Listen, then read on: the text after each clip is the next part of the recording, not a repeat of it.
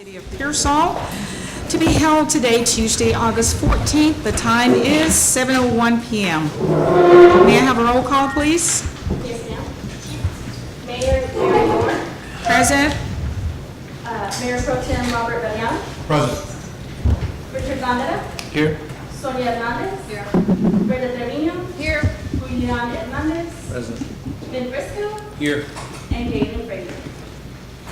Awesome. We have a quorum, so let us stand for our invocation as well as our pledge of allegiance. Senor Fausto.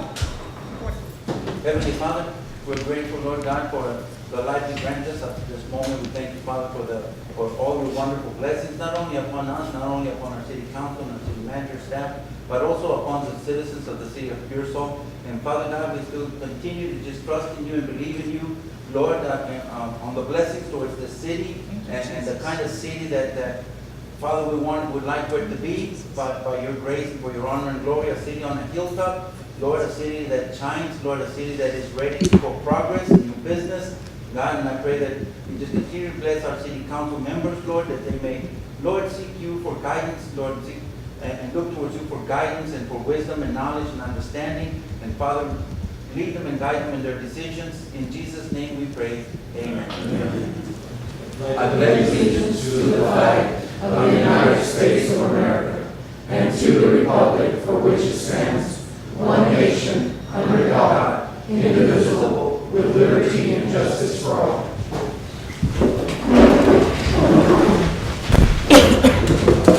Do we have anyone sign up for citizens to be heard? Then we'll move on to new business. Item 5A, discussion and possible action regarding pending application for the City of Pearsall boards and commission. This is an action item. We need to entertain a motion to discuss, please. Motion. Second. All in favor?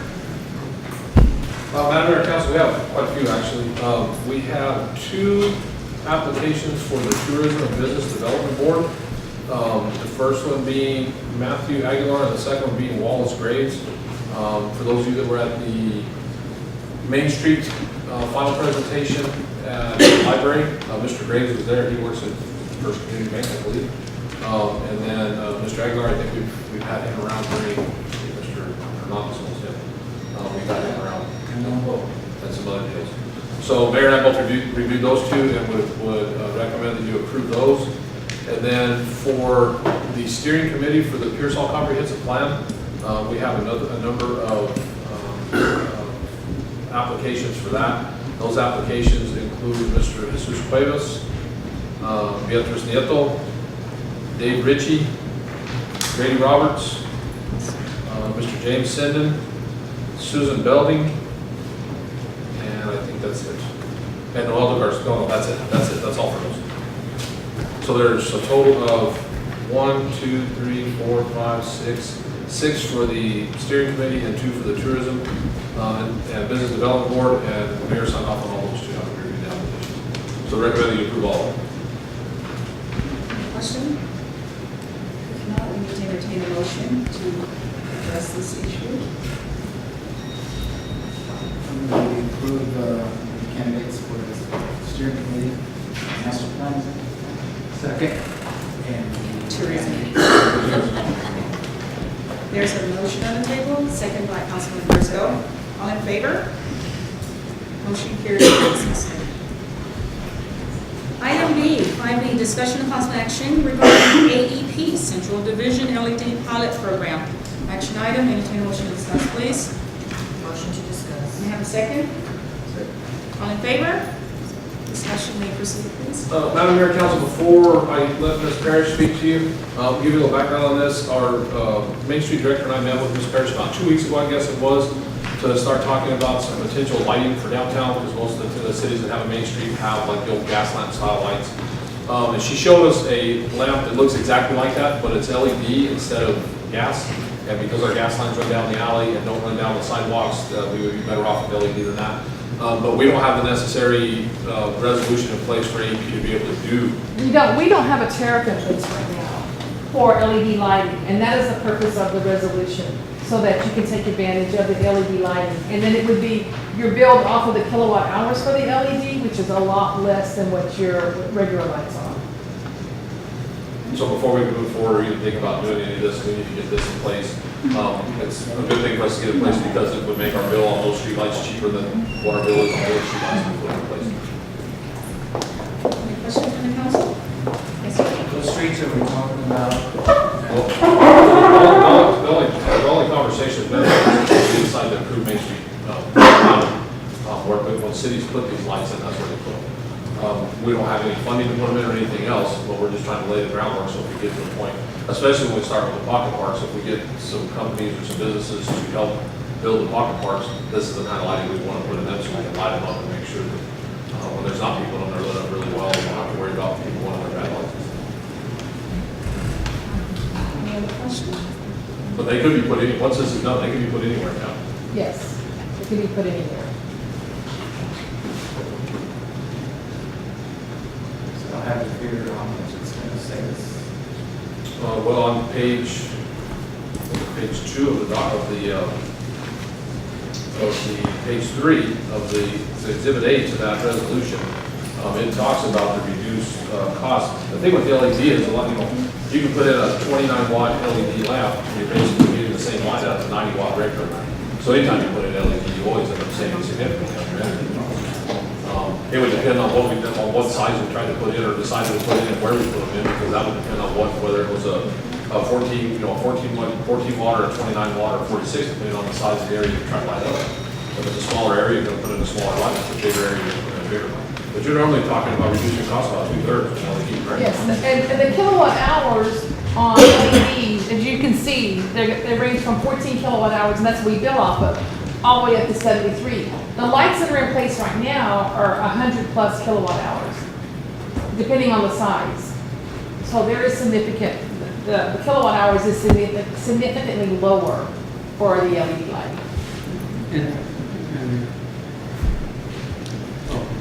Have we decided to do the LED over at West Side Park?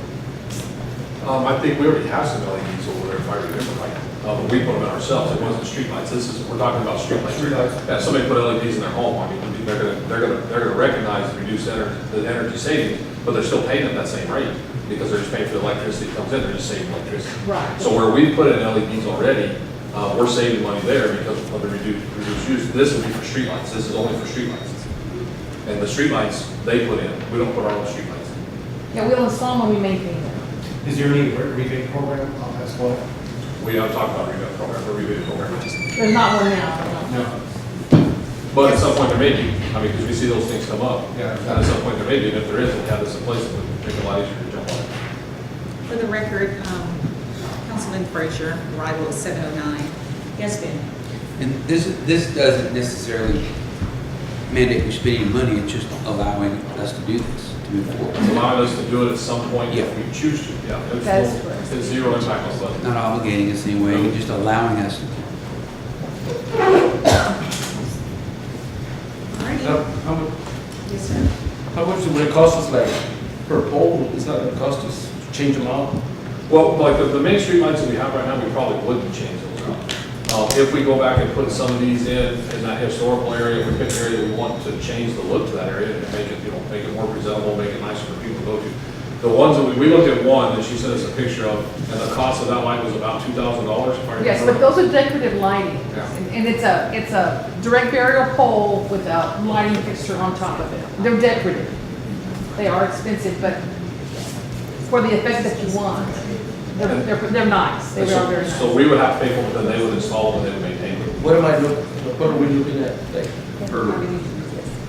what are we looking at roughly by pole, like, per light, like? The decorative, they're about $2,000 for each, but my understanding is you're going to just do a few of them to begin with in select Yeah, areas. if we can get some companies to work with us on the pocket parks, that would be the thing we put in the middle of the pocket park to start that, and then as we went on, add to it. And do we have a picture of those yet? We do, but I didn't include it. They look just like the gas, they look exactly like the gas lamps that you see in the other towns on Main Street programs. They look identical to the gas lamps. If you've been to the Uvalde area around the courthouse, they're similar to those.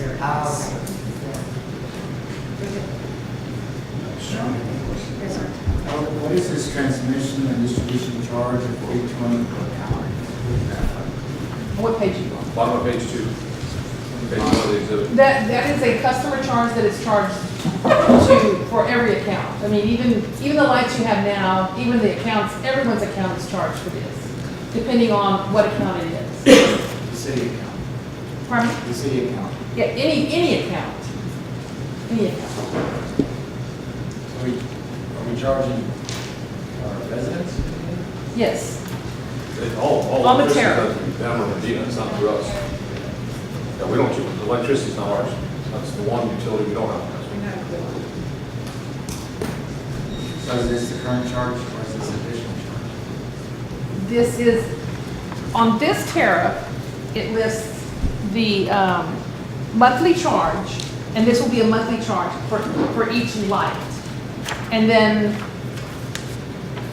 there's a transmission system charge. Based on the kilowatt hours, you would multiply the kilowatt hours times this factor.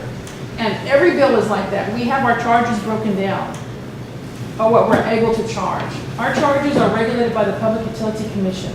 We don't set our charges. We have to go before the board to set our rates. So this charge applies to anyone who wants a personal account? On the lighting, yes. Each tariff that we have, residential, general service, primary service, they all have similar charges. But based on that tariff, I have to pull the tariff to show you. I guess the bottom line is this 320 going to be added to the other ones? Every account that you have a light with, yes, it will roll up into the cost of the light. It's currently on there anyway, right? Yes, it's currently on there. The lights that you're paying now for the city, in the city, the street lights, it's in there also. It may not be the same factor based it's based on that tariff, that particular tariff. For this LED lighting tariff, that is the factor that's used.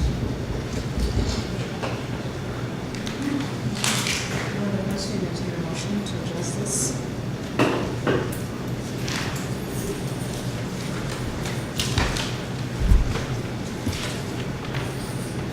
Madam Mayor, I make a motion that we approve the, I don't see a resolution here, but the AEP amendment of the tariff. I would say that. Yeah, audit program. Here's a motion on the table. Have a second? All in favor? Show of hands. 3, 4, 5, 6, 7. Unanimously. The second was Gail? Yes, yes. Item C, 5C, discussion of possible action regarding light fee schedule for the Victor Trevino Sports Complex. Action item, entertain a motion to discuss, please. All in favor?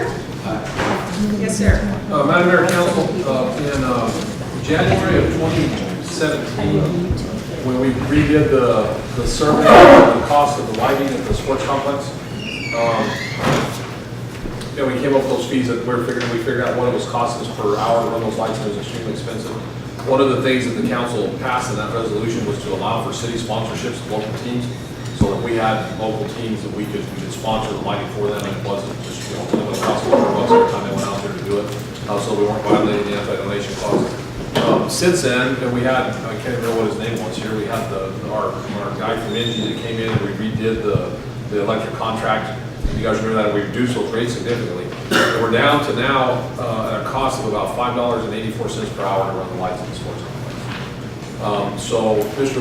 Ram, wherever he's at, he's back there hiding, had come to me and asked about whether we wanted to go ahead and remove the sponsorship because it's affordable for everybody, not $5.84 an hour to cover the lights.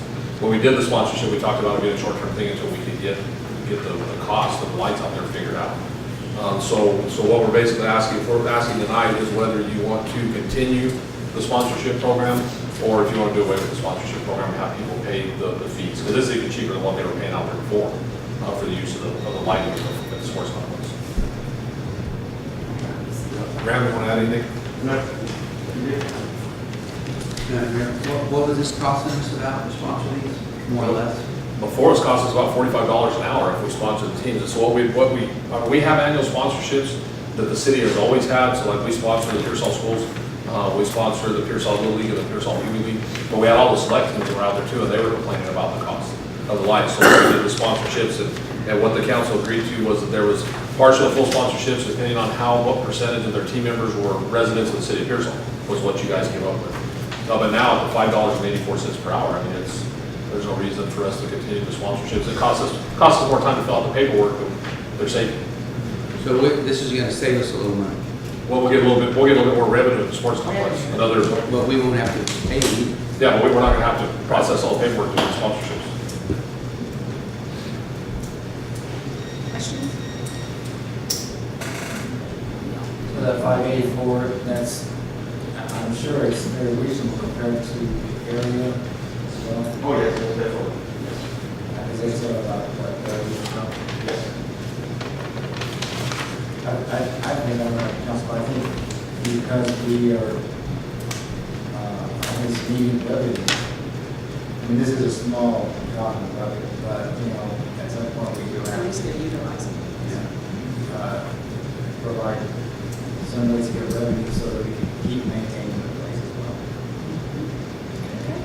That is not my motion. Second. All in favor? Motion carries unanimously. All right, we're moving on to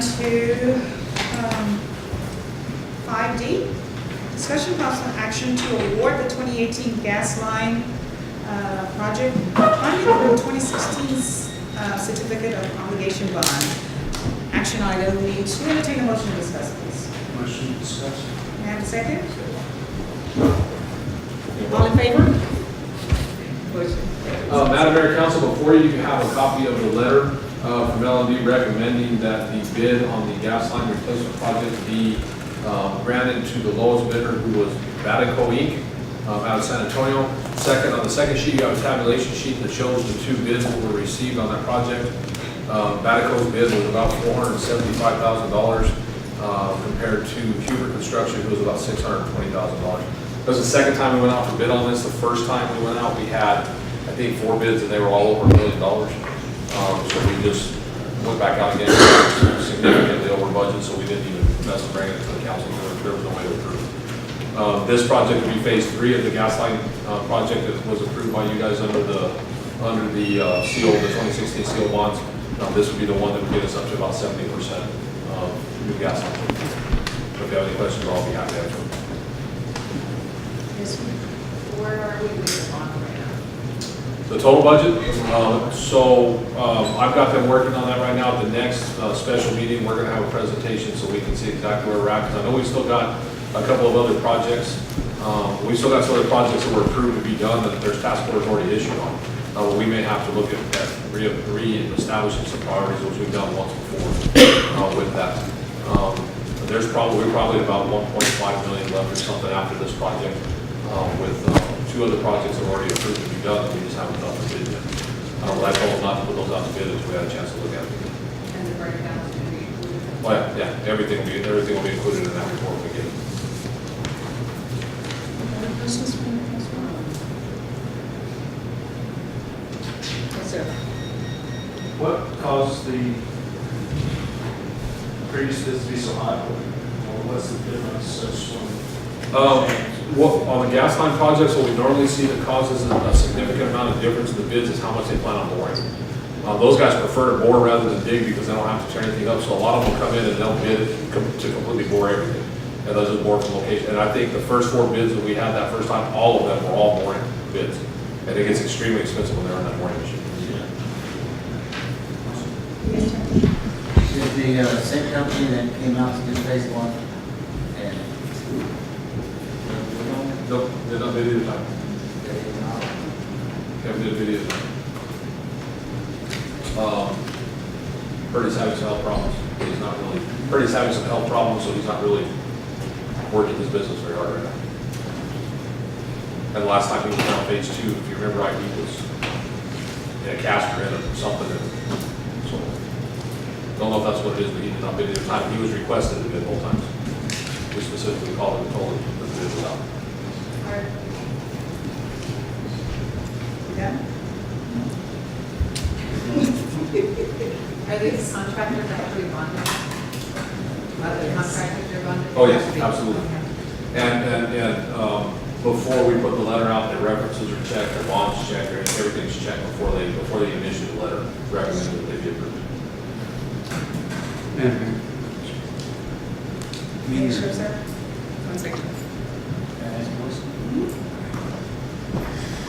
What do we know about their work? Their references are all really good. I mean, I know that they've done a lot of work in San Antonio. They do a lot of work for the city there, so they have really good references. Okay, so they're doing the same work that the other companies that they were making ours. Yeah, because they're not doing as much boring. They're doing more digging and less boring. A lot of those lines in this project are down alleys. You don't need to bore down alleys. I mean, it's easier, quicker, a whole lot cheaper to dig down through those alleys and replace lines than it is to bore down through those. So the only boring that they had in there was actually boring where they had to go underneath a road or go underneath the driveway, which is the same kind of bit that we were getting from Kevin before. It was mostly digging and less boring. And is this company going to be looking for lines? Because I believe Rick said we had old maps that we were going by. Are they going to be looking for lines, or do we have current maps? Do we know where the Well, a lines lot of this location, same thing. I mean, those maps are old, and they'll have to carefully go through there and as they do it, because sometimes those maps aren't very accurate. That's why we're trying this. We're doing it now. We're using the GIS that's over there, and we're updating it on the GIS and taking actual GPS locations on some of that stuff, so we know where it's at. So we know if it's on the left side or the right side of the alley. Somebody just doesn't grab a ruler and draw a line on a map and say the gas line's here. It looks like it's on the left side, but it's really in the middle, or it's really on the right side. So yeah, the mapping as we're completing these is good. It's the mapping that we're having to use trying to find them as we're completing them. That's the problem. Yes, Bill. Chief, exactly what part of the town is this going to be? A couple questions, what part of town, and then when do you expect they be started, and when do you expect they be done? So it appears that this is Pecan Street, around the school, North Roosevelt. I don't remember exactly, I don't have the bid in front of me, all the streets were quite, Rudy, do you remember? Do you remember exactly which streets this was? It'll be on the east side, from Harvard Drive back this way. And completion date, most of the time when the bid's accepted, it's about a 60-day lead time because they have to get materials and do all that stuff. This is a total of, how many feet is it, Rudy? Do you remember? I don't remember what the total footage was on this one. It shows Roosevelt on. The last project we did, the last two projects we did were, the first project we did was smaller than this. The second one we did was about the same size. And that project took about 3 months, right? Yeah, so I would say probably about 3 month completion time once it gets started, somewhere there. And it is a 60-day lead time, or Well, it's a maximum of 60 days. I mean, that's, most of those contracts, that's what it says. They have a maximum of 60 days to get started. But a lot of times, it's quicker. Getting the line and stuff for these projects, they don't have to have it all up front, so they need to get it up to get started. So most of the time, they're in here, they're in here 2, 3, 4 weeks. Unless they're on a current job right now that they need to finish up, and then it may take a little bit longer. Most of the time, the gas projects, they get here pretty quick. so this will probably be January, February, something like that. For completion, I would say that's about right. Okay. Thank you. I have a concern about the ones that are in Rio Grande and stuff, the gas lines are Rio Grande? not completed. The gas line on Rio Grande is very good. Part of it. Yeah, part of it has it, part of it hasn't. Once we get this project done, then we'll have an updated map, and it'll show what's been done. And like I said, in the last 2.5 years, we've redone about 70%. And part of that, the areas that were selected, the Texas Railroad Commission, we have a loss report that we get from the railroad as well. We actually provide to them, and then they come back to us with it. We have a loss report that shows basically the parts of town where we're losing gas. And so the areas that were selected were the areas that showed the highest losses. And most of the time, that was where the oldest lines were. And what we did, so we've got most of the old lines done, and this will finish most of the rest of the old lines. And how long more is expected for them to be finished with it? On the other 30%, On the Rio Grande area, around there, Willow and Rio Grande. okay, so once this project's done, That was the last one that was approved out of the bond, so there's about 30% left. Under the Railroad Commission standards, we have a responsibility to replace about 3,000 feet a year, right? And so our gas department will continue to replace that. So 30% left, 30 takes about 10 years to replace the rest of it. If we do the third, if we do about 3,000 feet a year. And once we get it to that point where 70% done, our gas department will be able to finish that project done pretty easy. Which includes the road and stuff like that. Well, that'll include the gas lines. Once the bond's done, then we're gonna have to find money to do the roads. I mean, that's, we can't do roads, we don't have money.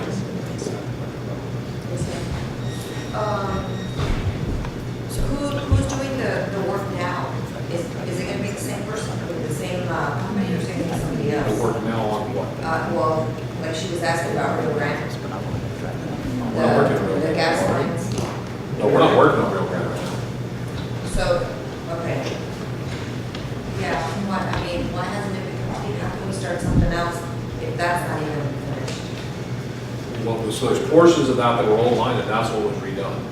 A lot of what was selected to be done was selected based on age, or was selected based on what the Railroad Commission was complaining about where we had higher leaks. If you guys remember, I think it was when we started when we did phase 2 was when Kevin brought in that portion of that pipe and showed you guys where there was like 7 different kinds of material in like 10 feet.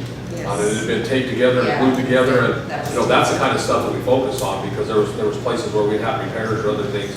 But if the lines haven't been, if we don't show any losses in those areas, we haven't focused on those lines because they're still working the way they were supposed to. It would have been nice if they would do 100% of everything. Yeah. Just money only went so far. Is our staff going to be involved with that work? Any of the crew? Yeah, I think they'll be involved. We'll not the physical work, but I mean, our guys are always, watching, or always helping, not helping, but around that stuff. So we see what's there, so they know what's there, they know how it got put in. I mean, it's important when the ground gets covered back up, that our guys know where everything's at and know what's going on. And if something happens, they know how to be able to get to it. They're not going to be tied down to that. No, they're not going to be tied down to it. Alrighty. Any other questions? If not, we need to entertain a motion to address item 5D.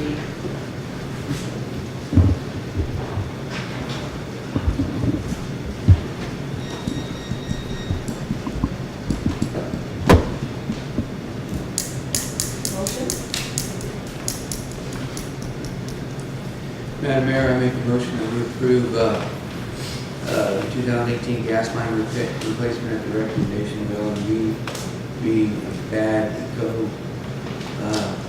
Incorporated for the 2018 gas line replacement out of the 2016 certificate obligation bond. There's a motion on the table. May I have a second, please? All in favor? By show of hands. 4. All opposed? It's 43. Motion carries. Alrighty. Item E, discussion and possible action to award TDA sanitary sewer improvement project funded through 2018 CDBG program. Entertain a motion to discuss, please. Second. All in favor? Yes, sir. Okay, Madam Mayor, Council, this is the recommendation to approve the bid for the CDBG grant that we were awarded. There were 4 entities, there were 6 entities that bid on this. You have the bid sheet in front of you. The lowest bid on this was from PM Construction and Rehab out of Pasadena, Texas, and that bid amount was $231,027. That is below the amount that we received on the grant. So we're hoping that in there, once we get this started, we'll actually be able to extend this a little bit more. And this is for wastewater on, Rudy, where's this at?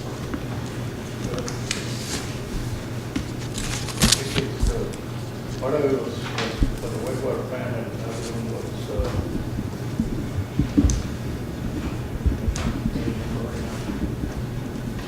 So it's over in that same area where we always do CDBG, because we only have one portion of town that qualifies. So we've been able to do a significant amount of work on the wastewater system over there, because every year we put in, they always qualify at the top level, so we normally have no problems getting the grant. And the match for this grant, so the match for the grant was $55,000 that the city had to put in, and that is in the draft utility budget. We talked about that when we went over the draft utility budget, so we have our match for the grant in the budget. Okay, any questions? It's free money. Yes. So who would know what we're gonna do with this money? What do you mean? Where's it at?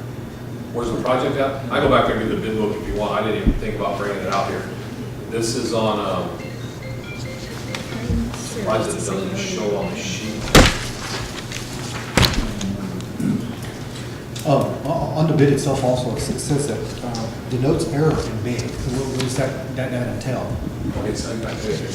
On the bid, at the bottom, it says, there's a little asterisk on there. It says denotes error in bid. Is there an error in their calculations, or? Yeah, I see it there, but you see it in the deal. 231. I don't know that there was an error in the bid. I think that they put that in there as a placeholder in case there is, so they can mark something. But I did not see any place that was denoted as having an error.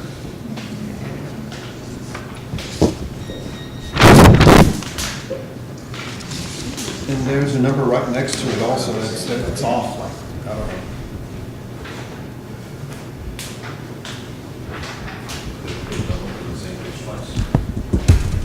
The very bottom of it. Yeah, I see it now. I'm not sure what that means. I don't know if maybe when they calculated their total and what was over that day, the total was wrong, and when they added it up in the bid room, that they denoted that there was an error in what was submitted, but it was corrected in there. I'm not sure. I just take it, I think that's a good educated guess there. I just wanted to make sure. Yeah, I would assume that's what it was. I would assume when it was open, they added something wrong. And they recalculated it, didn't put in all the way it was in there. But it was.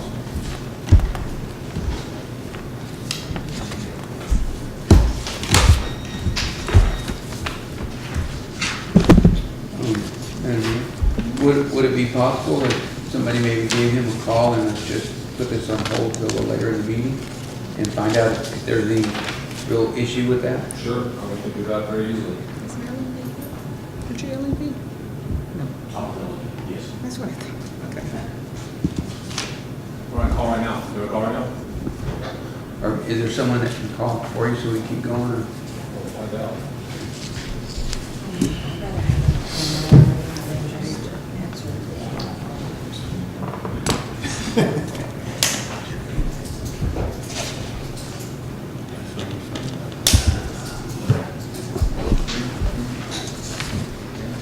No, we're in the meeting and we're discussing the bid for the sanitary sewer system project. The bid tabulation form that's in here on the PM construction, the one that was recommended. In the base bid subtotal, it shows the number that's in the letter. It also has an asterisk by it that says denotes error in bid. What does that mean? There's an asterisk, denotes error in bid.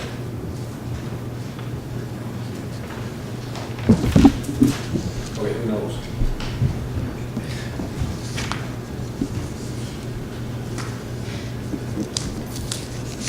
Yeah.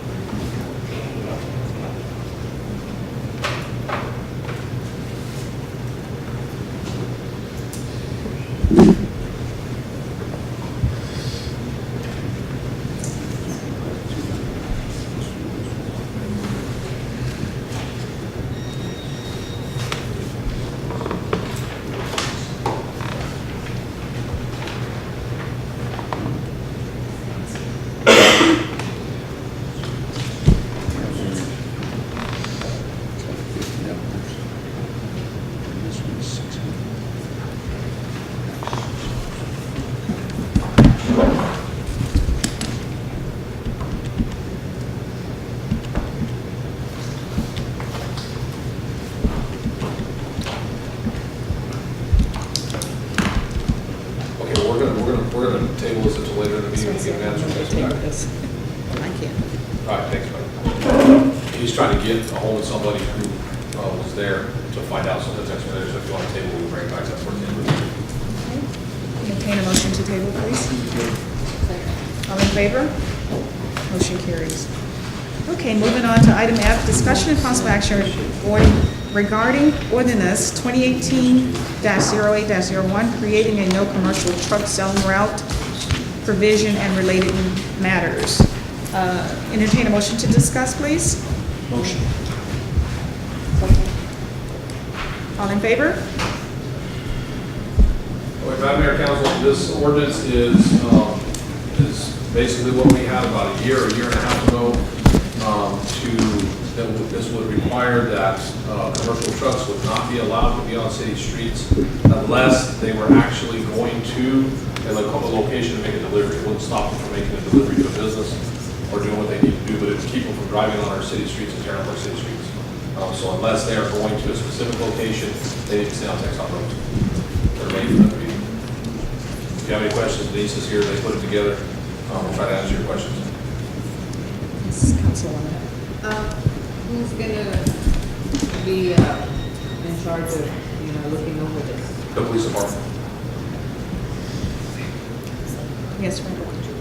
Since they're not going to be allowed on city streets, and some of our residents have open lots where they park their 18-wheelers, if they're not going to have access to that any longer, will the city be providing them a place to park? No, they weren't supposed to be on the city streets in the first place.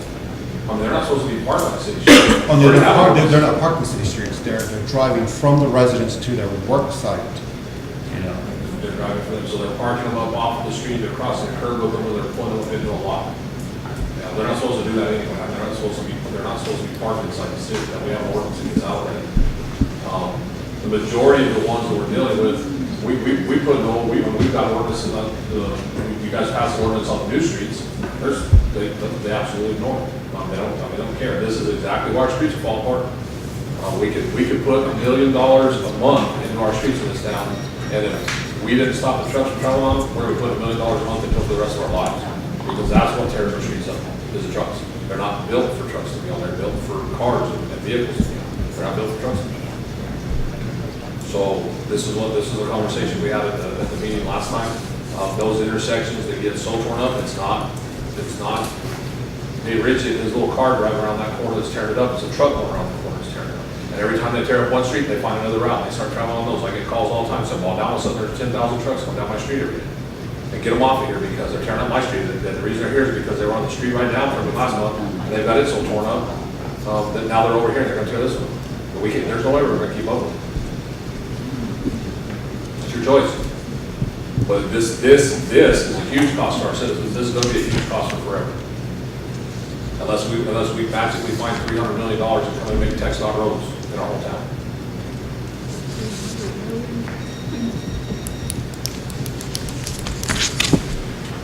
So my question was, are we going to be providing a facility for them to park? We don't provide a facility for you to park your car in. I don't provide a facility for David to park his car in.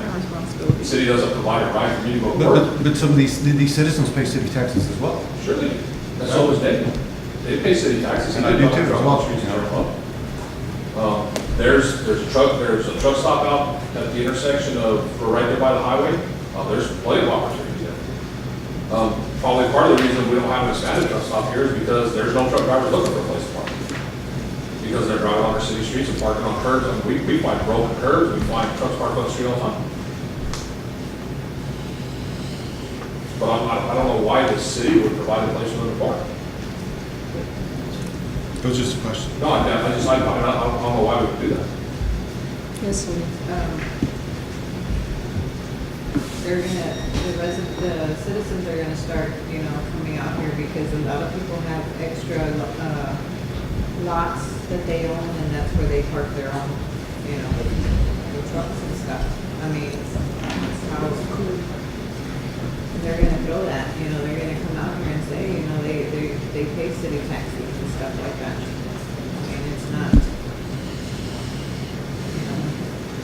And I agree with that. They do pay city taxes. They pay city taxes on a house, if they have a house on the property, if they have a vacant lot, they pay city taxes on a vacant lot. I doubt they're paying find out that they're paying improvement taxes on that semi sitting there. I mean, that's their loss, you know, I mean, make them work, you know, whatever they want. I think I would be in the children. Actually, You just get to vote. You get to vote. You get to vote. I mean, it's You up get to to you guys. vote. It's up We to put you. on the agenda He's once, not making you do and it. the council didn't approve Put it. it on the table. We brought it up in a meeting and talked about the damage to the streets, and there was 3 council members that said put it on again, so we put it on again. Yes, sir. Regarding parking the trucks, or if you have a separate lot where you put your truck, that also is not allowed by the code, because technically we're not supposed to park those lots. Most likely they are in a residential area. You are changing the use by storing your trucks there, so it shouldn't even be allowed. Even though you own the lot, it is not zoned for you to park the lot and the trucks. That's why it's against the code. Dan is next, and I can do your code. Or Galen, I'm sorry, Galen. What are the similar codes in surrounding towns? Is this common, is it not common? Well, I've seen plenty of cities where the city streets are not allowed, there's no truck through traffic on any of those streets. I know Kennedy is Go to one. Pearsall, I would imagine there's truck through traffic everywhere, because you can look at the roads that don't exist, I mean, they're completely destroyed since the open toll. And that's the truck traffic on those streets. And they've got their east-west streets kind of being repaired, the north-south streets, you can get stuck in a four-wheel drive pickup on the north-south streets, because they never stopped and traveled through there. So, I mean, I haven't looked at our neighboring cities to see exactly what they have or don't have. As far as the ordinances go related to that, all I'm doing is look at our streets and hearing constant complaints about the condition of our streets, and we need to fix them, but we're not doing anything to help ourselves by making sure they're not getting destroyed faster and worse. Yes, Councilman. Question, so how many, I know there's a lot of transient traffic that goes through town, some of them take shortcuts through here and everywhere because they don't want to stop at the lights and stuff. Have you all looked maybe at the patterns or the roads that are constantly being used that are not supposed to be used? And is that going to be a huge problem? Is it going to be just a few residents that need convenience now? And should we put alternate routes like in some places? Is there such thing as, could we look at maybe alternate routes, but how traffic could get around? I don't know if it's possible or not, but I assume all the tech stop roads are equipped to have all the big trucks, but not our city streets. Correct. Especially if we look at alternate routes, and we approve an alternate route, then we're gonna have to provide a base road on that alternate route that's gonna support the trucks. So we don't have them. And look at what Gillian Road was gonna cost to make it equivalent to a Texas road. It's gonna be $2.1 or $2.2 million. And we ended up repairing that road for $45,000 because we put it back to where it was capable of handling city traffic, not handling trucks. I mean, that's the kind of difference you're looking at in the cost. And my second question, do we currently have code enforcement? Because I believe we're not supposed to allow them in the city, right? Well, they're not supposed to be parked on the street. Yeah, the officers keep track of that. Those guys, I mean, it's just, they're. Is that an issue that comes up? As of right now, it's only if they're parked on the city street. So if they're parking in their yard, or they have an extra lot, a vacant lot, and they're parking on there, we can't touch it. They're not enforcing. They have to be stationary parked on our road. That's the ordinance as it is now. So there's a few violators that we cited, but that's all we're doing right now. We're not looking for people traveling on residential. There's a lot on the west side. There's a lot of homes that the truck drivers are using to park their trucks and trailers. A lot of they're all over the place. They're in pretty good concentration there. There's also some out here on the eastern side. But it's a lot. It's a lot of people that you're going to affect. One way or another, whichever way you go inside. Mm-hmm. You know, I know there's folks that do, and I know it's convenient, you know, to pull in there, but then we're back to this stage of what do we do? You know, how do we address that, and how do we spend the best money for the most amount of citizens. Just using the analogy of what it costs to make a road truck worthy versus what we've done. I mean, we know with these toppings, they're just 2 or 3 inches thick. So I know, I recognize it's an inconvenience to some, but we gotta look at the whole and the best use of our funds. So it is, I do recognize this could be unpopular, but in the name of keeping our roads in good shape, I understand. You know, one other thing to kind of go along with what I think it was Councilman Hernandez said about they turn here and they turn here to avoid the lights. A lot of times they turn here and they turn here to avoid the police officers, especially the textile officers, because they're overloaded. And when they're overloaded, that does even more damage to our streets. And so they'll try to get off on those side roads and avoid those main intersections because they don't want to run into a state trooper, or they don't want to run into a textile officer because they're overloaded and they know they're going to get in trouble. And those turn out to be worse. Okay, if approved, when would this take effect? 30 days. 30 days. 30 days after publishing, like, 30 days after approved and published twice. 30 days after approved and published twice. And how would we communicate that to the general public? Newspaper, I mean, Facebook pages, that's about all we have. In some cases, we do know who parks their trucks in town. Yeah, and you know, obviously, you know, when it goes into effect, I mean, most police departments are this way. You know, there's kind of a grace period there, you know, where it's like, okay, I didn't know, well, yeah, it's a brand new ordinance, so we're gonna give you a warning this time. You know, it's not take a sledgehammer and start beating people over the head right off the bat. Most of the police departments are like that. So they get a little bit of leeway from the police department for a while too, until they Possibly, even visit them. We know, the officers know where these guys are living, we stop by and we say, hey, this is coming into effect, you guys need to prepare for what is coming. They're gonna like this. If I may, I don't know how many citizens actually park in their lots, but I guess the purpose of the truck route ordinance would be to prohibit regular through traffic that just comes into the residential area or the main streets, and then to protect the street. If you wanted to include an exception, for example, for citizens that are CDL drivers and bring their truckload back to the home, you can create that as well, the way we do for deliveries and such. So if you wanted to cater to that, your specific citizens that live in Pearsall don't just drive through here, you can as well. You can include that kind of exception.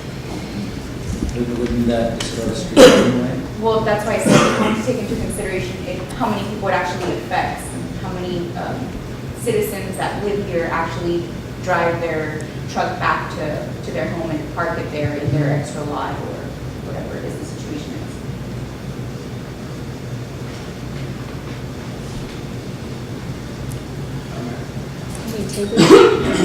This is a follow-up to Julie's question about the alternate routes. I know Tula is having a loop built currently going north of town. Is that something that TxDOT just did out of the kindness of their heart? No, that's county. Or how did they get that done? Is what I'm trying to decide. 'Cause obviously, most of our traffic is coming either off of 35 onto 140 or from 140 onto 35. How could we move something forward to get that sort of thing put in here? So 9 times out of 10 with departments of transportation, the places that generate the most revenue get the most stuff back.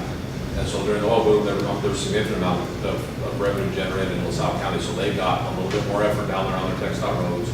They got a little bit more effort on everything else. I think that's where that came from. TxDOT actually has 1 or 2 projects in place for Pearsall right now. Most of them sidewalks. There's not roads, it's all sidewalks. Because the TxDOT roads in town are in good shape, so the trucks aren't on them. But they have some sidewalks on Oak and some other stuff that was, that piece of the pie for this year, that was what they established for Pearsall. You can try talking to them, I mean, TxDOT doesn't really listen, they do what, but there's been a lot of screaming here in Pearsall about sidewalks, especially on Oak Street, especially where the kids are on Oak Street going to school. There's been a lot of people complaining to TxDOT about that, and I think that's why that ended up in there. There's a lot more complaining about the sidewalks on their TxDOT roads than there was about the condition of the TxDOT roads. or about the textile roads not being enough. So I think that was a squeaky wheel thing, is why we probably ended up with that project. We can always reach out to them, talk to them, tell them, we need something else there, I think part of their answer is gonna be, you already have a bypass, we already have one. Business 35 was a bypass, it was, that was created when they built the interstate. And so they're gonna say, you've already got that business bypass, some of the cities around you don't have that. And so they're gonna focus on that first, as far as us being able to get a second, a third, or a fourth bypass or something. I know there's been a lot of complaints about the frontage roads too not being completely done, and the one-way traffic and stuff, so that's probably something else they have on their list before bypass here as well. Any other questions? Okay, if not, we entertain a motion to address item 5F. I'm prepared, Madam Mayor, to make a motion for the approval of ordinance number 2018-0801, creating a no commercial truck route. There's a motion on the table. May I have a second? There's a second by Councilman Gandara. All in favor of 4? 1, 2, 3, 4, 5. All against? 2. So it's a 5-2. Do we have to take?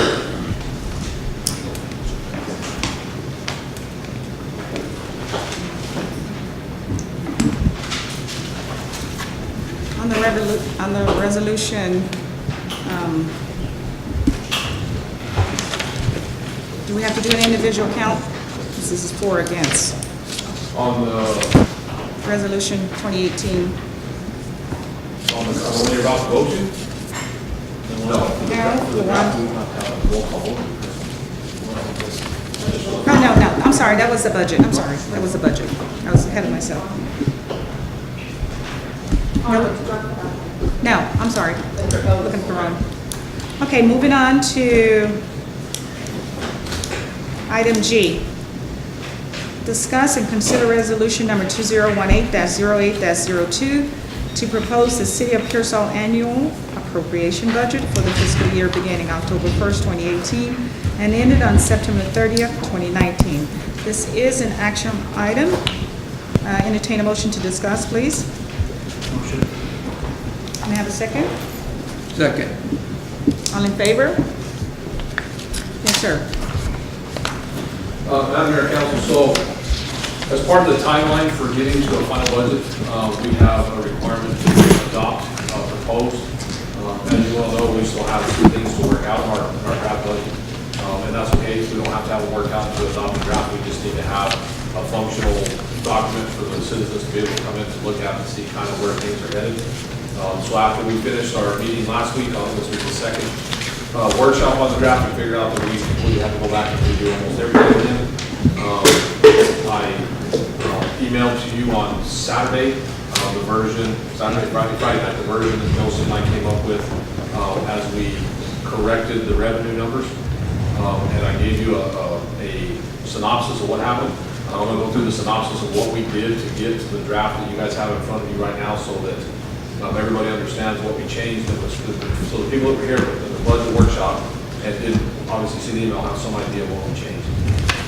So the utility fund budget, which was the first one that we did the first night, we went back and changed the salary plan from the 80-90 to the 80-80. We increased the revenues for garbage by $3,000. We included a transfer of $180,000 out of the utility fund to the general fund. We moved the salary for the public works director, the portion that was in that budget, and we will hold that position, we're recommending to hold that position open until we have a chance to make up some revenues in the next year. We removed the $50,000 line item for equipment that had been put in, but knowing that we could still purchase equipment that is needed this year and defer the first payment to the next budget year, when we know that we'll have the property tax revenue from the annexation. We removed the funding for water line extensions. We've not done an extension in 2 years that was not paid for by our customers. We reduced the line item for gas line repairs and maintenance by $45,000. With all the work that we've done with the CO 2016 bonds to the gas system, there shouldn't be a problem at all, because we shouldn't have near as much repairs as what we've had before with the project. that's out right now that'll get us about 70% of the gas system being basically brand new. So those are the changes we made in the utility fund budget. All the changes that we made basically gave us a surplus in the utility fund of about $188,000. And so that's why we put the $180,000 transfer into the general fund to try to make up part of what was over there. In the general fund budget, we removed $650,000 in property tax revenues that were added for the completed and proposed annexations. We maintained the 80/80 salary plan. We increased revenues for delinquent taxes by $20,000 based on the numbers from this year. We increased sales tax revenues by $175,000. That was based on additional percentage in the newly annexed areas and additional sales tax earned in the city proper this year as well. We just received the August numbers, and we know that we're going to end up above the projections for this year. We added the $180,000 transfer from the utility fund. We reduced the the Main Street grant program line item by $30,000 to $20,000. We removed the funding for the new fire truck. We can purchase the truck this year and defer the first payment, just like we talked about in the equipment utility fund. We can defer that first payment to the next budget year, and we know that we'll have the property tax revenue from the annexations to make that up. And we removed the portion of the public works director's salary that was held in that budget as well. Same thing, we can hold that position open until fundings are secured to fill it. Two other notes. One, we did not include a change in the medical insurance costs. We did, as a council, start looking at issuing an RFP, and I'm still trying to get an opinion on how we can do that, if we can do that. The council requested earlier in the year that we send a letter notifying the company that we had that was signed a contract in 2014 or whatever it was, 2012, that they would not be our agent any longer. That contract existed through October 1st. So it was after October 1st when that contract would not be renewed. Council's been pretty adamant about not breaking contracts even when it wasn't to our benefit, when it was our benefit to break them. So we are still trying to get an answer as to what that's going to cost us if we do that. There are options in the existing proposal that we got that would be fairly cost effective for the city. And we'll talk about that when we get into the next budget workshop, but I should have on the other when we get to that point. The last one is the EMS contract. Mayor and I attended a meeting called by the county judge last week. The county has already gone out for RFP for EMS services, and they're fully expecting the cities to help pay the bill again. On top of the existing services that were included in this current contract, they've also requested additional services in the new contract, so I'm pretty sure that contract's going to end up costing them quite a bit more. There was not much that could be done at that meeting besides them telling us they'd already gone out for RFP and they wanted us to pay. So what I asked them to do was they were going to have a county meeting to open those bids on September 5th. So what I asked them to do was to make that a joint work session between them and the city council for Pearsall and the city council for Dilley, so everybody could be in that room when those bids were open and understand what they were. And that way we know exactly what came into those bids and we can then make a decision on what we're going to do. Our portion of that contract before was, our extra portion was $180,000. And if that contract goes up significantly, if they're expecting the same portion, that can get close to $250,000 for EMS service. So we'll get to that point when we get to that point, September 5th, in the library at 6 o'clock was when they asked if we could set the meeting then, so we told them that we'd make it work. Of course, we've talked about this a number of times. I have a major concern with that EMS contract because our citizens are paying for it twice. They're paying county taxes, and the county's paying a portion of that out of that tax base that they receive, and our citizens are paying the same portion that people in county are paying. And then they're coming back to us and they're going to Dilley and asking for additional money based on extra service that we receive in town. But we got 65% of the residents in Frio County live inside Pearsall, so 65% have already paid into that. So I have a philosophical dilemma, problem with us paying on that contract. But at the end of the day, there's got to be EMS service for the people. This is the only town I've ever lived in my life where the hospital didn't provide ambulance. And when we asked them about that, that's not us. They got, $8 million sitting in reserves over there that the taxpayers have given them to that hospital fund. They can easily pay for this contract. Or they can provide the service, one or the other. And the majority of that money that they have sitting in that fund came from the citizens of Pearsall. So I got all kinds of problems with this, but it's your choice. It's going to be your choice at the end of the day as to what we do. And then once we know we finally got our our tax numbers from the tax collector today, so we can start looking at the ad valorem tax revenue to make sure we've got it right. We know our property values stayed almost identical last year, so it's not going to be any different. So that was one part we were missing. The health insurance is going to be the second part, and the third part is the CMS thing. So we've got some answers to one, we'll have some answers to the other as we move forward. We can get everything figured out as we go. By the time we get to our workshops and the mandatory workshops we have, we should have a complete document together for you guys to be able to make decisions on it. But until we get answers from other people, it's hard.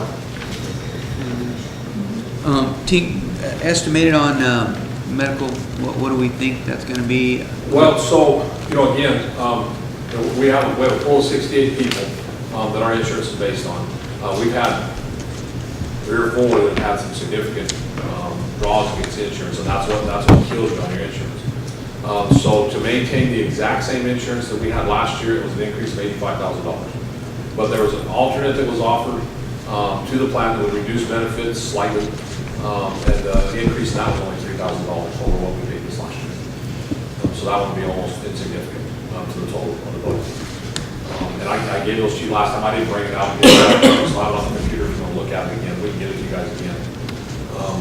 But because there was no health care included in this, I didn't include it in the package. So I think we looked at it last time. And obviously, once we get the other 2 numbers that we need, we're going to have to sit down and look at the whole thing again and figure it out. And one more follow-up, in the booklet that we got, is the utility budget in here too? And it's basically the revised number 2 that you sent us? Yes, yes. The general fund budget that's in there is the revised number 2 we sent you. The utility budget that's in there is the revised number 2 we sent you, and then the other smaller funds there and there as well, because they'll have to be included. So the hot fund, the revitalization fund, the police forfeiture fund, those are all in there too, and they were just left exactly like they were last year. So there weren't any changes to those, but they have to be in the draft. And just so we're clear, this again is just a draft. And That's all this it is just, it's not what it's just so that the citizens have something, guideline of where we think we're headed. And we know based on the revenues we have, we know we're not going to make significant changes to it, can't. Yeah. There's not, we have services we have to provide, and those services are funded in there. There's not going to be significant changes. There's no way they can. I have one other thing I'm working on to try to change our stars a little bit, but I don't think it's going to work. So if it doesn't, we're going to be stuck with trying to figure out how to pay these other 3 things with basically the $18,000 we have left over. We're going to be stuck with what's that?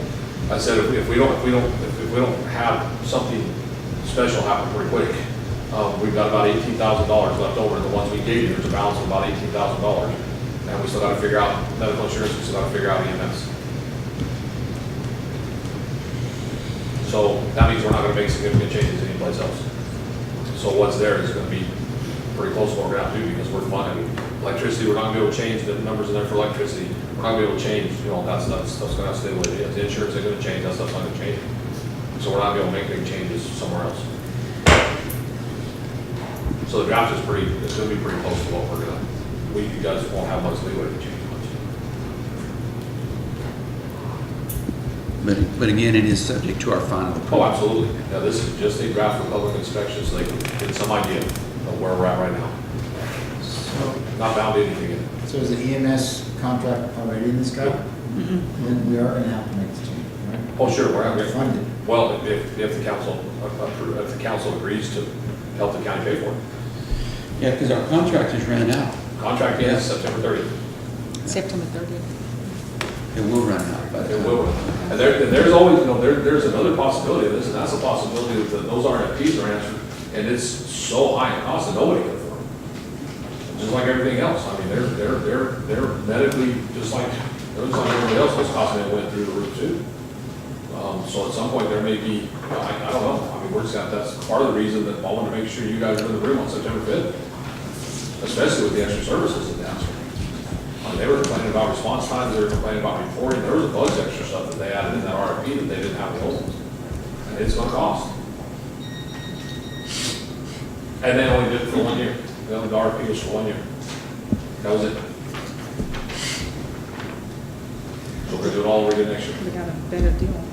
So looking at the city doing something Can't for afford it. itself, is that just kind of out of the question? Can't do it. To start an EMS program of any kind, the base cost would be about $1 million. We talked about that at the meeting. For a small Yes. city to start their own EMS, you're looking at a base cost of about $1 million. But again, there's two big factors there that really preclude us from doing it, or preclude us from looking at that, where it doesn't stop other cities from looking at it. One is the fact that we cannot implement the tax that all other cities have because the county has it.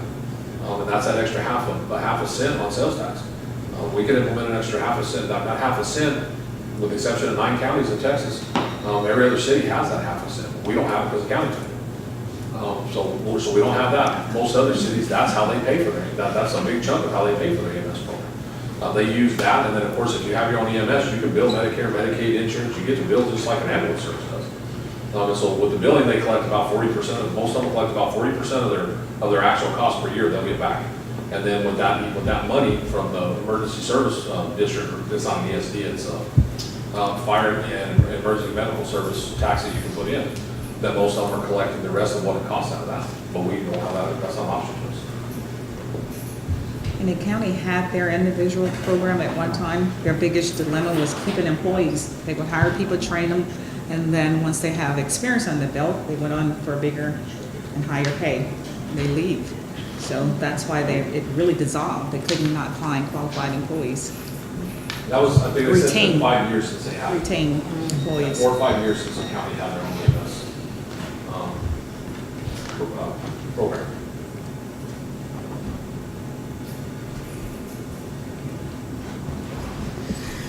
The meeting September 5th. September 5th. September 5th, 6 o'clock at the library. Okay. So what we're asking you tonight is just to approve the draft, so we meet the legal requirements, we can get it on inspection out for inspection with the city clerk. And then as soon as we get some more answers, we'll all get back together and we'll figure it out. Okay. Need to entertain a motion to discuss item G, 5G. Here it is. I'm not discuss to approve. I mean to Approve. Approve to discuss, correct? approve.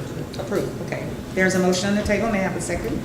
Question real quick. Mm-hmm. Is it legal to put out a proposed budget with quite a few questions on it? It is. So we're not down to the number of amendments that we may have to make. Mm-mm. Why it's called draft. That's right.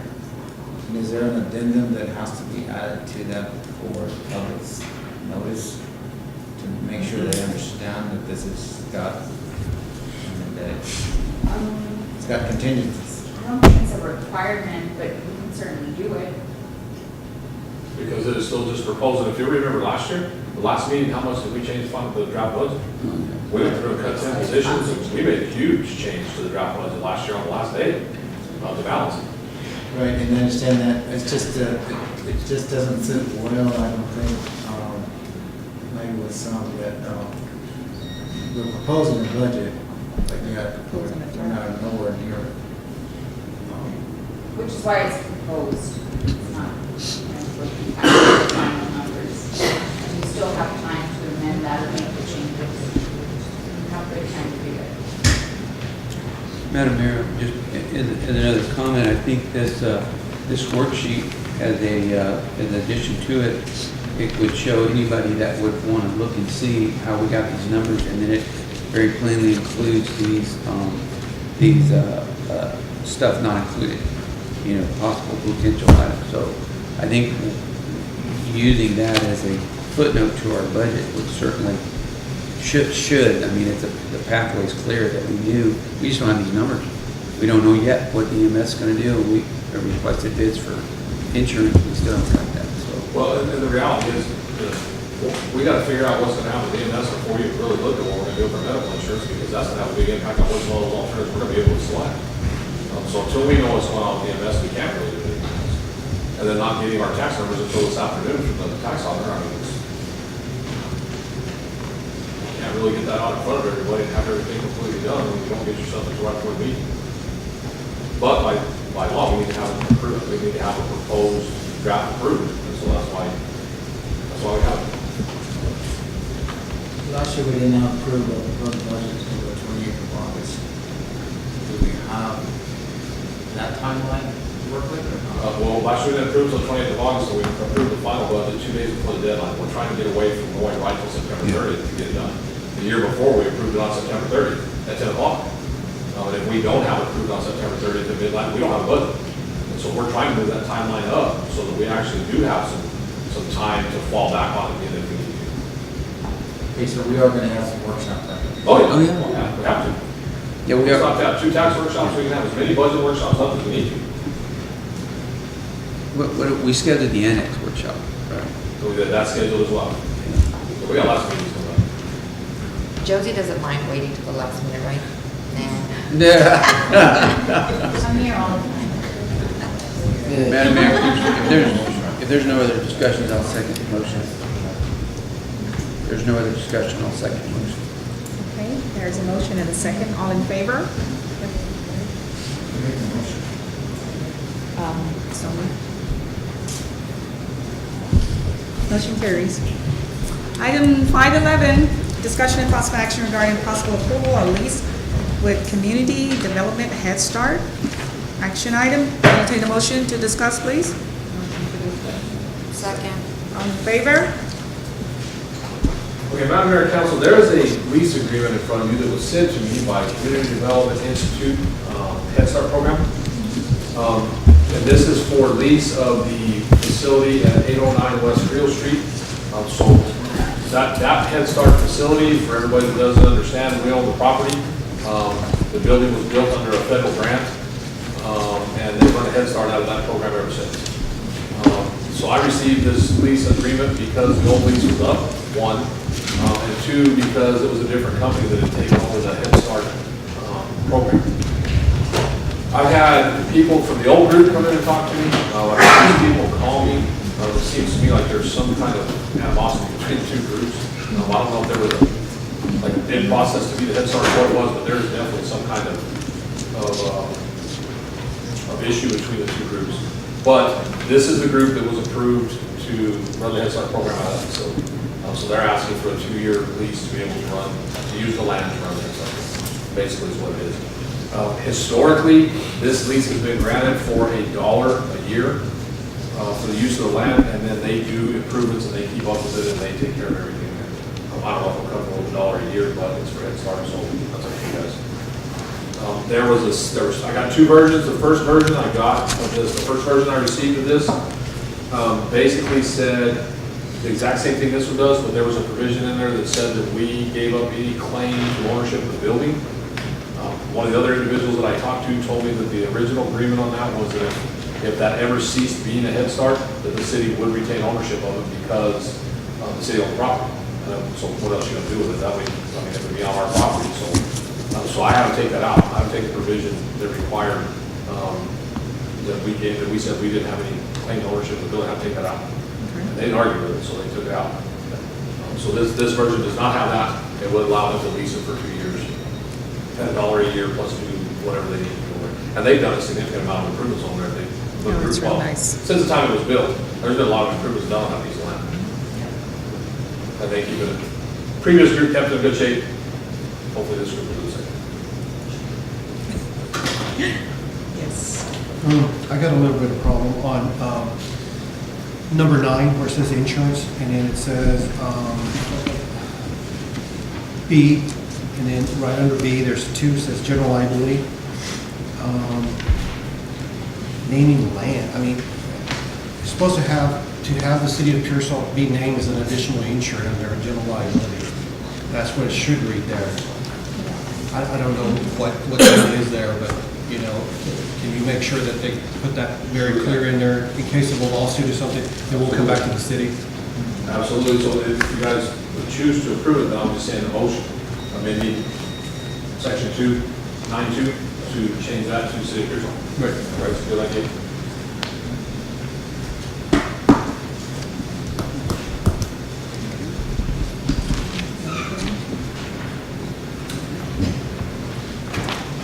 Any other questions? Good. I give her time to come back. Oh, she's back. Okay, that's it. Go ahead. Okay. Under 13 on assignment, is it not a default on their part if they assign the rights and duties and obligations to a grantee, someone else? I think the reason that that's in there is because of the way the federal grant, I believe, can be assigned. If they can't meet the dues, they can assign that federal grant. I think that's why that's in there. But if we don't want it assigned, we could definitely say, don't assign it. But would that affect the lease? I mean, we could. If we put no assignment in there, then if they did assign the contract to provide the Head Start, then that new group would have to come to us and get the lease. Yes. Yes, I was currently with, center supervisor. State your name, please. My name is Ana Garcia. I was with a previous agency, and what happened was our agency lost their funding, so CDI comes in and takes temporary time, I guess, till another agency goes and bids in for our monies that needs for services for our migrant seasonal children. So that's basically what's happening right now. So they probably won't hold the lease for 2 years. It all depends. Sometimes it'll take over a year or two. It all depends. It happened the same thing to our neighbors, and I don't think it took them that long for them to become kids or first, so. And they did say, they did let me know that if y'all needed to do any changes, corrections, we're more than free to do that, and then just sign and take it back to them. When are they planning on starting? We actually started our first day of school was Monday. What are they? It was Monday, yes. And I kept saying, have we started? We don't have this yet. But I said, you know,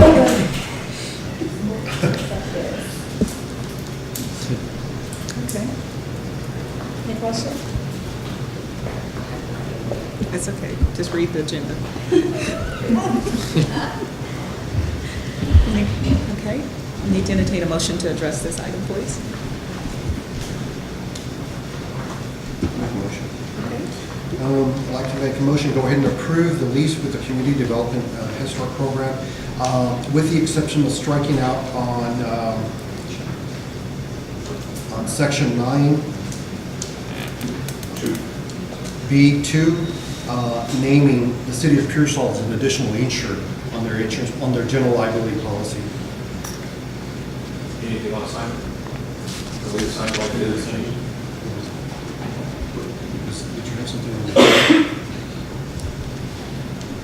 Well, I don't know if we want to consider it a default if they move out on the lease. You could scratch B, and A says that they have to have the city's permission to assign it. And that would fix, I think that would fix your concern. That will be stated. Okay, also on section number 13, assignments, remove section B. Okay. There is a motion on the table. May I have a second, please? Second by Councilwoman Hernandez. All in favor, by show of hands. Motion carries unanimously. It was approved. You were.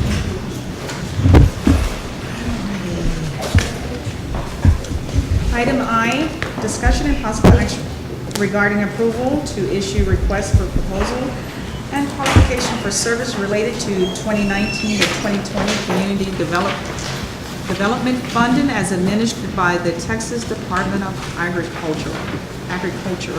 This is an action item. May I entertain a motion? Need to entertain a motion to discuss, please. Motion to discuss. May I have a second? Okay, all in favor? Motion carries. Okay, so Madam Mayor, Council, this was kind of strange.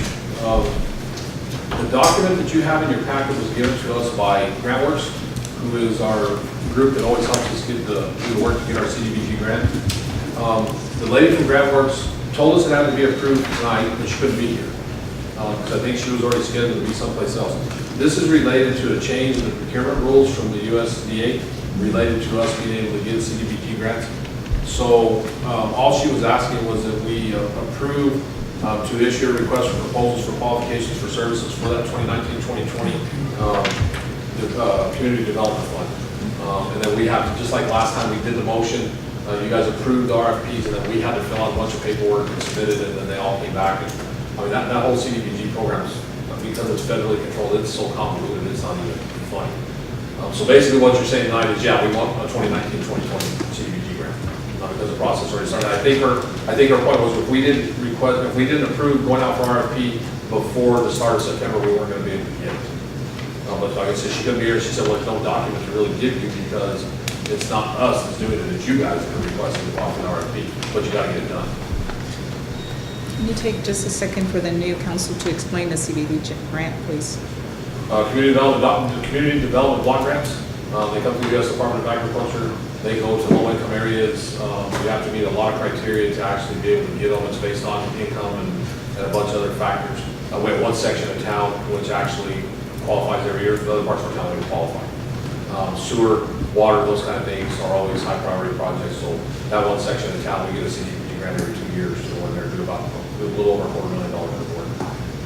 And it costs, we get up to about $300,000 because we have to put in a match, and our match is $55,000. So we get about $300,000 worth of work, and we take 55 for it. Okay. Any questions? Not, I need to entertain a motion, please. So I would just do the motion based on the language on the agenda, because that's the language she gave us. It's item I.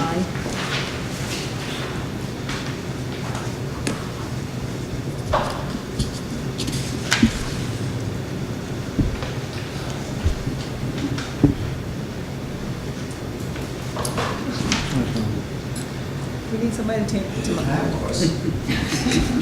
Okay. Why this now?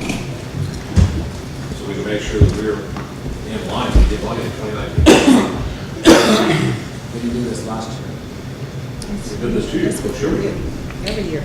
We have I've to, been in that's office. a requirement, you have to go out for RFQ for those services, for your grant services and for your engineering services, you have to go out for it. And we did it 2 years ago, and 2 years before that, and 2 years before that. Okay, so what we tabled earlier is part of this. What we looked at earlier is the product of what this was 2 years ago. So this is what started, 2 years ago, this is what you did, so we could get to where we had that $275,000 worth. Does that make sense? Yes. What part of town is this? West- It's over by Marble Drive, right? That's all that area over in there, that qualifies. Marble, not Marble.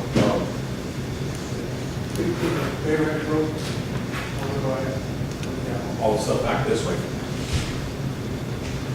And it qualifies on on income. income. It's not Berry Ranch Road, it's stuff back this way from Berry Ranch Road. The quality qualifies based on income and demographics, and there's a few other factors. The west side of Pearsall didn't qualify? Never has. And that's not us, I mean, that's their number, that's what they go over. At any time, can I see the figures? I mean, how is that figured? I mean, you know, I'm just curious. I know, they give us a map. I don't know if they give us the calculations. They give us a map every year that shows, it's a letter and a number on that map, and it says that it tells you what qualifies where, and it divides us. I think we're divided up into like 6 parts. I think the city's divided up into like 6 different precincts, and it gives a qualifying number for each one of those precincts. I'll after the meeting, I'll pull out the maps and stuff from this one, and I'll email it to you. So the higher the number, the more likely to get approved, is that? Yes, that's correct. And I'll pull out that map from last time, because I guess it would have been when we approved the project, that map was in there, because it had to be attached as part of the project. Okay. You gotta read it. All right, I'll make a motion to approve, to issue requests for proposals and qualifications for services related to 2019-2020 community development funding as administered by the Texas Department of Agriculture. There's a motion on the table by Councilman Hernandez. May I have a second, please? Second. All in favor? Motion carries unanimously. All right, we're moving on to item J, discussion and possible action regarding the adoption of resolution number 2018-08-03 in recognition of Municipal Court Week. This is an action item. Entertain a motion to discuss, please. May I have a second? All in favor? Madam Mayor, Council, before you is Resolution 2018-0803, recognizing Municipal Court Week. The judge asks us each year to approve this resolution, and they do. Approving the resolution gets them some resources to do some things on community outreach for the municipal court. Last year we did it at the last minute, and they weren't able to get all the stuff that they were able to get, so we're doing it early this year. So Municipal Court Week's not till November, we're trying to get it to her plenty of time this year, so she can have all kinds of fun with it. I'm sure she will. Questions? Madam Mayor, I'll make a motion, we approve resolution number 2018-0803 in recognition of Municipal Court Week. May I have a second? Second. Don't rush. All in favor? Got it. Item K, discussion and possible action regarding tourism and business development. Recommendation to set event dates and budget amount.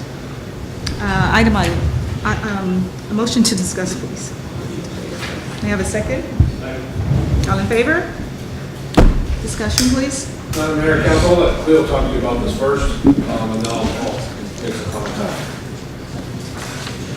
Based on the council's recommendations, I went back to the Tourism and Advisory Board and asked them to look at the calendar of events we've done in the past and whether or not they wanted to make recommendations to the City Council to go ahead and look at the dates and lock in some dates, lock in some budgets.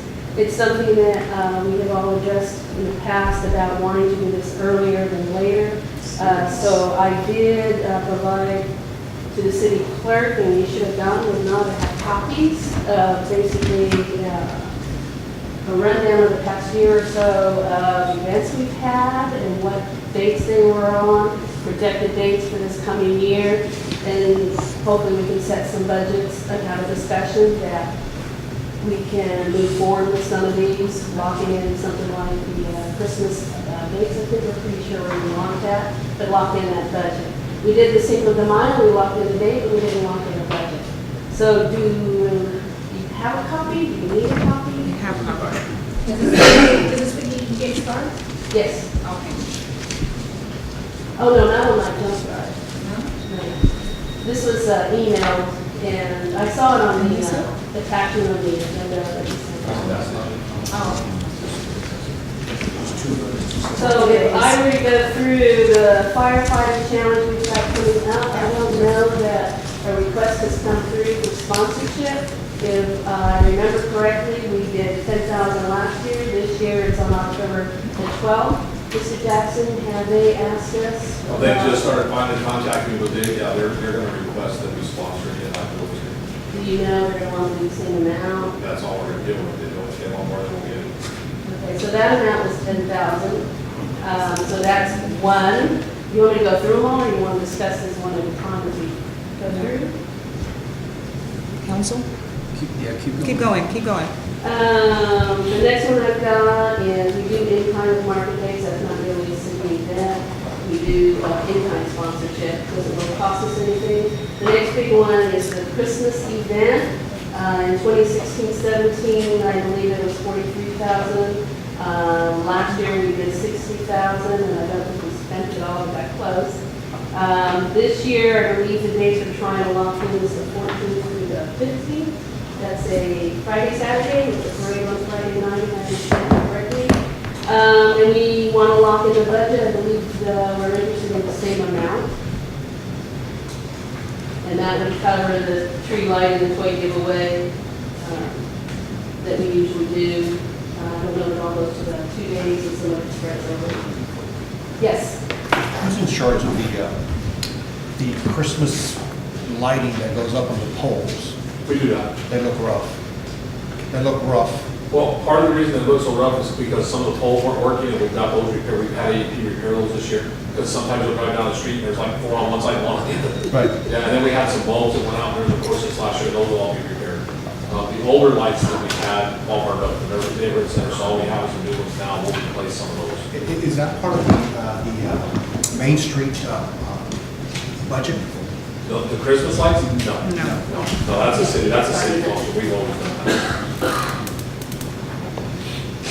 It's crucial, again, as you know, to get these locked in as soon as we can. We have people already asking us when the parade's going to be, so they can start, preparing to make floats for the parade, line up entertainment. Everything takes time, and the sooner we can know what our budget is and when the dates are confirmed, and we can start moving forward with these. And that's our biggest give back to the city is our Christmas event. That's one of the biggest at July 4th. The Christmas is by far the biggest. And it's coinciding with Main Street here now, so it's our downtown big event. Okay. Okay, I'm gonna keep moving. Yes, Okay, please. moving forward, we don't do anything for New Year. In 2016-17, the Texas Deer Association came forward. I don't believe you've heard from them. I don't anticipate having a sponsorship for that. Pioneer Days, they usually ask us for sponsorship. It's usually around $3,000 or $4,000. I don't know the date. Do you know the date yet, the Pioneer Days? It's usually in March, I think. March, early April. So that'll be a nominal amount that they ask, and usually we go ahead and pay for the entertainment. That's where that money goes to. 4-H Club Shootout, we gave them $4,500 in the 16-17 year, $6,000 last year. Again, they'll come to us. I don't know if that's April. I think it's in April. And it'll probably be about the same amount. They're very successful. They bring people in, and they usually get the restaurants and some of them stay at the hotels. Cinco de Mayo, we locked in the date, May 4th and 5th. We're going to start having planning meetings on this. Again, we have Forge of Steel bringing in their group of talent, and that should bring in a lot of promotion and publicity and people coming in, visitors from all across the country, or at least the state of Texas. So we did $55,000 because we wanted to secure big entertainment. We wanted to do a cover charge on the ticket prices to recoup money that can go back to supporting either this tourism business center or whatever the council decides. But we locked in a date. We don't have a budget. My recommendation is that we do the same budget and then charge and try to recoup money that goes into a fund that the city can use. Basically, if you want to get a return in your investment, people will come for a big entertainment group. We've got Forge and Scale. It would be great to have some big name entertainment for that night. Forged in Fire, sorry. So, anyway, recommendation is to keep the budget up there so that we can turn this into something that brings attention to the city and can make some money for the city.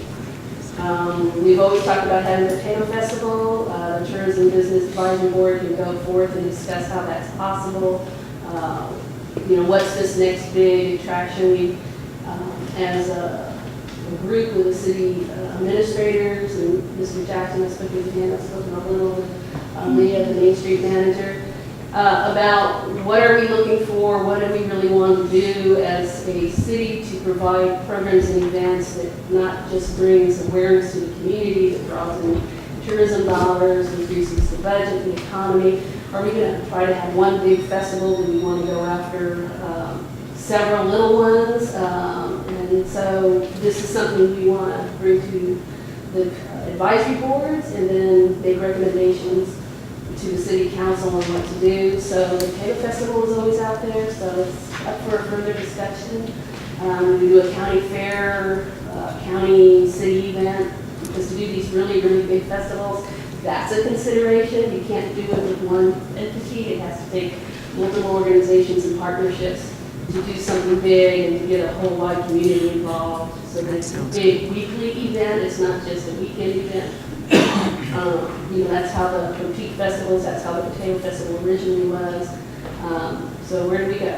4th of July, we were determining, do we want to do it on 4th of July or the weekend before? That was a question to discuss. And then that comes out of general funds. It's not hot monies. It's not really something it's a little different the way that's handled as far as the funding.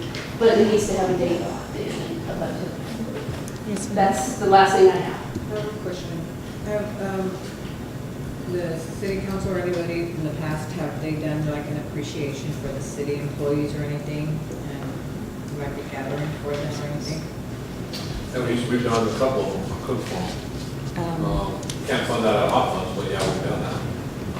And we actually were talking a month ago about doing another one, we just haven't had a chance to sit down and do anything to work on budgets. Recognize them and, the years of. Well, we have a Thanksgiving luncheon every year. We have a Christmas luncheon every year. Then we normally try to do one sometime in the summertime. So there's two every year for sure. Sometimes we have there.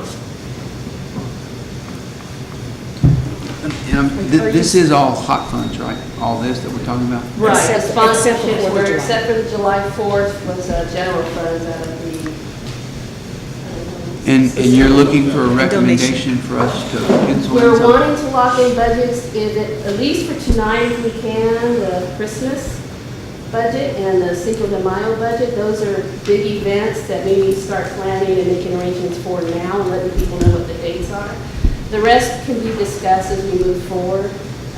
It'd be nice to go ahead and lock in a date for July 4th, but that might need more discussion. We've got a little time. It's not a huge event. We do one night for July 4th. I mean, the city used to do it as a two-night thing, and they have contests and pie eating contest, apple pie, potato sack races. They used to do a lot for that. But we got away with making, for now, it's just been a one-night big entertainment. Yes, ma'am. Do we have sponsors that help out? July 4th, we go after sponsors. The problem we've had is not having enough notice to go after a big sponsorship, especially for the Cinco. That's always been last minute. 3 weeks, you need to go after sponsors 8 to 9 months in advance. Some of them say, let me know right at the beginning of the year before. I want a carnival. I can't get a carnival with 3-4 months notice. They get booked a year, 2 years in advance. Same with the big name entertainment. You gotta start working these contacts early on. Yes, sir. My question. Okay, my first one is, at one point we talked about guidelines for the use of hot tax funds. Where are we at with that? Are we? The update, or the proposed update or possible updates on my desk. Maybe after the budget, I'll finally have a chance to get to it and be able to bring a second forward. Everything that's on here, with the exception of those 2 small events, it's all city sponsored. I mean, it's all us. That's not somebody else getting the money, and that was what the biggest issue was before, was if the money went to somebody else then. The 2 groups that are getting the money, they're submitting the reports, and they're giving you guys a synopsis of what happened and how many groups it's in. Well, and I realize a lot of these, all these events are working, what's happening is our fund balance at some point is going down. What is the yearly revenue that we get? Okay, so let me address that. In your draft budget tonight, that was actually the next thing I was going to tell you. In your draft budget tonight is also the draft hot fund budget. That's one we said didn't change very much. Of course, it did change significantly because we had a big transfer out last year to cover the Civic Center, the splash pad, and all that. The budget that you have in there, the budget that's in the proposed budget, only has it's a $21,000 transfer from fund balance. Everything else is covered by revenues for the year. The $21,000, I think it's 21. No, it's very small. And the only reason we had to make that transfer this year was to cover the audits. And I'll talk a little bit more about that in the manager's report. But we're about to, we've had the meetings with the entity that's going to do the audit on the hot fund. And we actually ended up picking 6 hotels for that audit based on the information that they provided to us. And it looks like those are ones that definitely need to be audited. So we transferred $21,000 out of fund balance, that was it. But we're expecting to make that up significantly more in getting the audits done. So that's why we transferred out of the reserves to do the audits. So roughly, what's the revenue? About $250,000. We're showing, 250,000 in that line item, plus another 5, plus 25, so 307,000 is what's in there, and then we've got 350,000 in there today. In the balance today, so and there's no big expenditures other really than if we do the same, it's 134 out. Well, and that's out of the revenue we'll take in next year. I mean, that's the difference between $21,000. Right, so you got roughly 650,000 roughly, and if we did the same, it's 134 out. So you're looking at still about 520,000. $500,000. Más o menos, at the end of the year. And that doesn't count the audits. 'Cause That's right, that does not count the audits. What will be brought in the audits? How's that going to be handled in case, how's that going to be handled in case they do find a deficiency in their accounting? So that was a pretty interesting phone call. That was a bunch of bulldogs. I mean, by law, those people have to pay what they owe. And I'll tell you what was most interesting. I didn't realize until we talked to them how deep they dig into that stuff. We had motels during the middle of them, and those years during the middle of them, they claimed 97% exemption from paying hospitals. They were saying that 97% of the rooms that they rented were rented for more than 30 days continuously by whoever they were rented by. Which, that sounds like that would be pretty hard to prove if they were wrong, but it's not, because there has to be a form submitted prior to them getting that exemption. And she said, I guarantee you they'll have this form. There was one motel that in 1 year, the difference was $180,000. Wow. Wow. And so those motels that had huge exemptions, we said, yes, we want to do those, because we want to make sure they've got the forms to back that up. The motel that started all this, if you guys remember, we got a letter from somebody at Petula saying, you really need to, that motel was added to the list. But the ones that had exemptions, I think it was over 25% in a year, those were the ones that we selected. I have one other question. What if they go belly up? I know one of them went belly up. So what happens if they did owe? Is that gone, wiped away? Or? And I don't know exactly how that law's worked out. I mean, I'm sure there could be some kind of a payment plan for them to get caught up. I mean, I'm sure we get to work that out, how we, I don't think they have to pay today. I'm sure there's a way in the law for that to be, because, I mean, this group's been doing this all over the state of Texas, and they're not, they did it in Petula, they didn't shut motels down. Right. They stayed open, but they started collecting money as well, so. And they've been collecting it. It's that tax on top of what you pay, so they're collecting it. They're getting it. Yeah, they get that money. And then after that's done, you're not gonna have the same issues you're gonna have with people trying to get away with not paying. So, I think there's a lot of potential for us to see some significant increased revenues out of these funds. Madam Mayor, in light of, I have a question. I know that it's been talked about trying to capitalize on hunting season. Maybe through the tourism board, that could be discussed and figured out, analyzed, looked at, because this is about in this area. Well, and I think that board has talked about trying to do something during tourism season. I mean, all the boards are kind of talking about the fact that we don't capitalize on hunting season. I think that's one of the issues that the Main Street board picked up really quick, was if we had more businesses downtown during that time, all those guys that come in and hunt, their wives are taking off and going to San Antonio, but there's nothing more to do here. And they're going to San Antonio or wherever and spending that money instead of staying here. And so the revitalization of Main Street obviously is going to help that quite a bit too. But yeah, there was one attempt to do a hunting festival, and it was on opening day of the season. You don't do anything on opening day of the season. That just, you don't do that. That was a Lord day. Nobody's going to skip opening day of hunting season to go to the festival. Not going to happen. So trying to find something that fits in there. Yeah, I absolutely agree. We need to try to find something that fits into that schedule somewhere. Realize that you've got an overlap between dove season and deer season, and those are both big draws here. And so it needs to be something in that time frame. But what it is and how we do it, it's going to take a lot of figuring. Yeah, how do you get those guys to come in from the deer stand and say that's for me? What is this deal about the Deer Association? Wouldn't they be a good fit? Well, it was a terrific event. We brought in a ton of people, and we had one local citizen that harassed the hell out of them after that event was over, and they refused to come back. We had people everywhere. We had ranches that rented hotel rooms for a week. We had a lot of people in here for that event, and they refused to come back, and they took it to, where's Rick from? What's the little, not Rockport. What's the little town? Kingsville? No, north of Corpus, on the... Portland? Mathis? Nope. Center? Nope. No. Eagle side. They took us to a little town down on the coast. And they had an attendance of about 10,000 people this year. See? And we lost them because of one person. One person. And we're not going to get it back because they had huge attendance now. And they expanded it. So when they were here, we did the cook-off. And we Because did they had, we're not getting it back because they had what? Because there was one person that called and harassed them about stealing money from the citizens of Pearsall. Okay. And so they didn't want to come back. So we won't get them back. And they were going to do a fall event. After we finished that one, it was attended so well, they started talking about doing a fall event during dove season. They still come down here during dove season and they have an event on a ranch, but they won't participate with us in town because they don't want the harassment. They were told not to. Send them a letter. And there was millions of dollars in that. That's why we went down. But there's other hunting associations that we can go after. There's other farm agriculture businesses that we need to go after, have them bring their conferences here, bring in their big equipment here.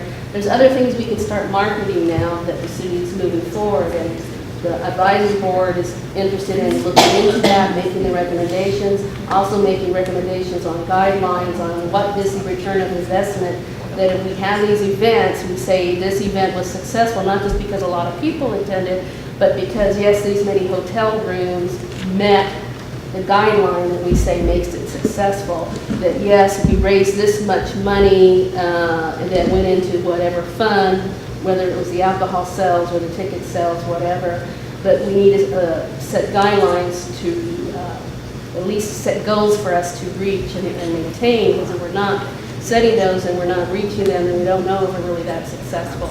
That's another thing the council had asked, and that the board is interested in looking and researching to provide guidelines that you guys can discuss and vote on and move forward with. Madam Mayor, in light of our budget, okay, he's talking about this. Are you just stretching or your hands I have up? a question. Okay, I'll wait. Excuse me, no, the reason I had brought up this issue before we placed on the agenda or for y'all to look at is because I've often been asked, why does the city not have a city calendar of events? Not just for city events, but for all events. And my question is, we currently have an ordinance that requires any event promoters or whatever to come by the city and take out permits, so that we can know what's going on in our community. Like carnivals, and I mean, every now and then you see events pop up here and there, but. Carnival will have to have a permit. Okay. So, but other groups that want to set up events and stuff? Like what kind of event? I mean, the churches do events all the time. We don't put those on a city calendar. Unless we have a sponsor, you know, it'll be on our calendar, like if we're doing a park or something that we would know about it. But they have events at their church, although we wouldn't know. We now have, I had Cleo put together a calendar last week before last, we have a calendar on the Civic Center page now that shows when it's being rented and when it's not being rented. So people can just go to the website, and if they have a date that they want to look at being able to rent it, they can go and see if it's already rented or not. So we got that put up a couple of weeks ago. We have a calendar on the website that shows city functions. I don't know. Well, I mean, I'm asked about it, so I brought it up. Do we know which group came to the OHEB at one time this past spring to do some prayer groups there? Do what? There was some groups at the OHEB, and they were hosting prayer. Do we know what that was, what happened to that? See, that's what I'm talking about, because apparently they thought that the city allowed it. And Was it a revival or just a The prayer? next agenda item that we're going to discuss as a board, advisory board, are promotional marketing brochures and materials. And one of the things that I have a sample of is a county, from Bandera County, events going on. And it's a back and forth thing that lists events, and it's church events, it's certain restaurants that have special events coming in, it's the county events, it's the local city events, it's everything, front and back, you know, their little rodeos, their little church festivals, whatever events going on there. And it's just behooving of me to do the research and getting the word out as what in Frio County are the events going on, by making contact with all the little community centers, all the churches, getting the word of mouth out there, social media. You know, you have something coming up, send it to us, we'll help promote it. I mean, that's the whole point of the tourism center, is to promote county in a sense, to to try to make people aware of what's going on and bring in folks to attend these things. And then if we can get people coming and attending, there'll be more events. Right now, it's probably a dozen or, it's not that many. Follow up on that real quick though, something like that, I don't know why they would have come to us, if they're not selling anything. I mean, if they were trespassing, they didn't have HEB's permission. But if they weren't selling anything, There was a bunch of buses and vans there. I don't know what we would have permitted. And see, when we're asked, I don't know what to tell them. Well, if they're praying, you probably won't want to, just kidding. I know. But you know what I'm saying? Yeah, I know what you're saying. Yeah. And just to kind of coordinate, because sometimes, we run Well, the into. carnival comes and sets up at Walmart all the time, and that's just a direct contact with the store. So, not only with community outreach centers and churches, but with the local businesses, the bigger businesses. But mostly to coordinate dates and stuff, because Yeah. sometimes you have too many events going on. Yeah, well, we conflict with, there's the local cities around here, which is why we tried July 4th event on July 4th, so we weren't competing on the weekend with all the local cities. But that's, again, up for discussion. I have a question. Is it your department that should be collaborating with the local businesses? And have you tried setting up mixers or something with some of these businesses to work in collaboration? With the Economic Development Board, Community Planning, and the Tourism and Small Business Development Center, the intent is to have workshops and mixers. We got approved last council meeting to have membership. So hopefully by early fall, we're getting members in. We started getting members, and we got more than a dozen or so, which I don't think that's going to take long. I think the first week we'll get a dozen. We'll start having mixers, networking opportunities. Yeah, the reason I was asking, because I've had several people, business owners ask me, well, since we don't have a chamber, is the tourism board part of the, trying to collaborate with the businesses, We hope to launch that in fall. Of course, we just gotta be careful how we do it, because we can't Show favoritism. pattern after a chamber either, because we can't be a chamber, because Right. we could take it over, but I think there's kind of a little bit of all of it happening there, though, because we've got the business development part, they're doing the memberships now, we got the Main Street program, and that's kind of trying to pull the businesses together, like the First Friday events now, so it's all that's kind of trying to pull them all together and get them working together, instead of working, everybody doing their own thing. If they just that one night a month, but there's nobody around us that has a First Friday. And so that First Friday, this first one, there was called, the way it calls from Castroville, the way it calls from other towns, asking about what we're gonna do. And that, and it was kind of just, put out there for the first time, because that's what the Main Street Board wanted to do. But now, so it's a two-sided thing now, get people to show up and get the businesses to participate in it too. Now, the first Fridays, I'm a little, not very versed on that. Where is it going to be done? Is it Different business sponsors. Is that what it is? Yeah, in the Main Street District, but it'll bounce around. Oh, okay.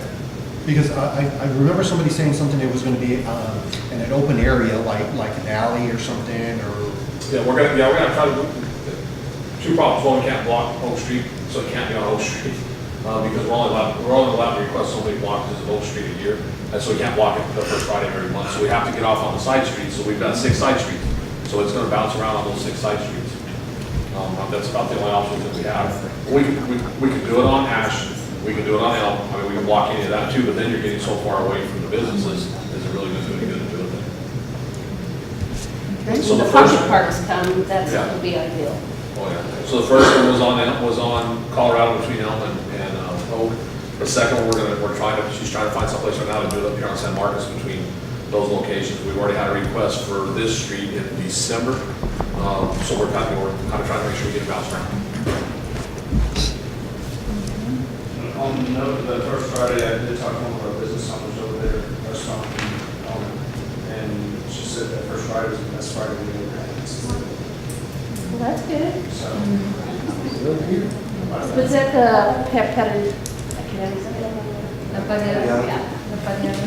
La Yeah, I barriada. think they had, that's good. Roll over.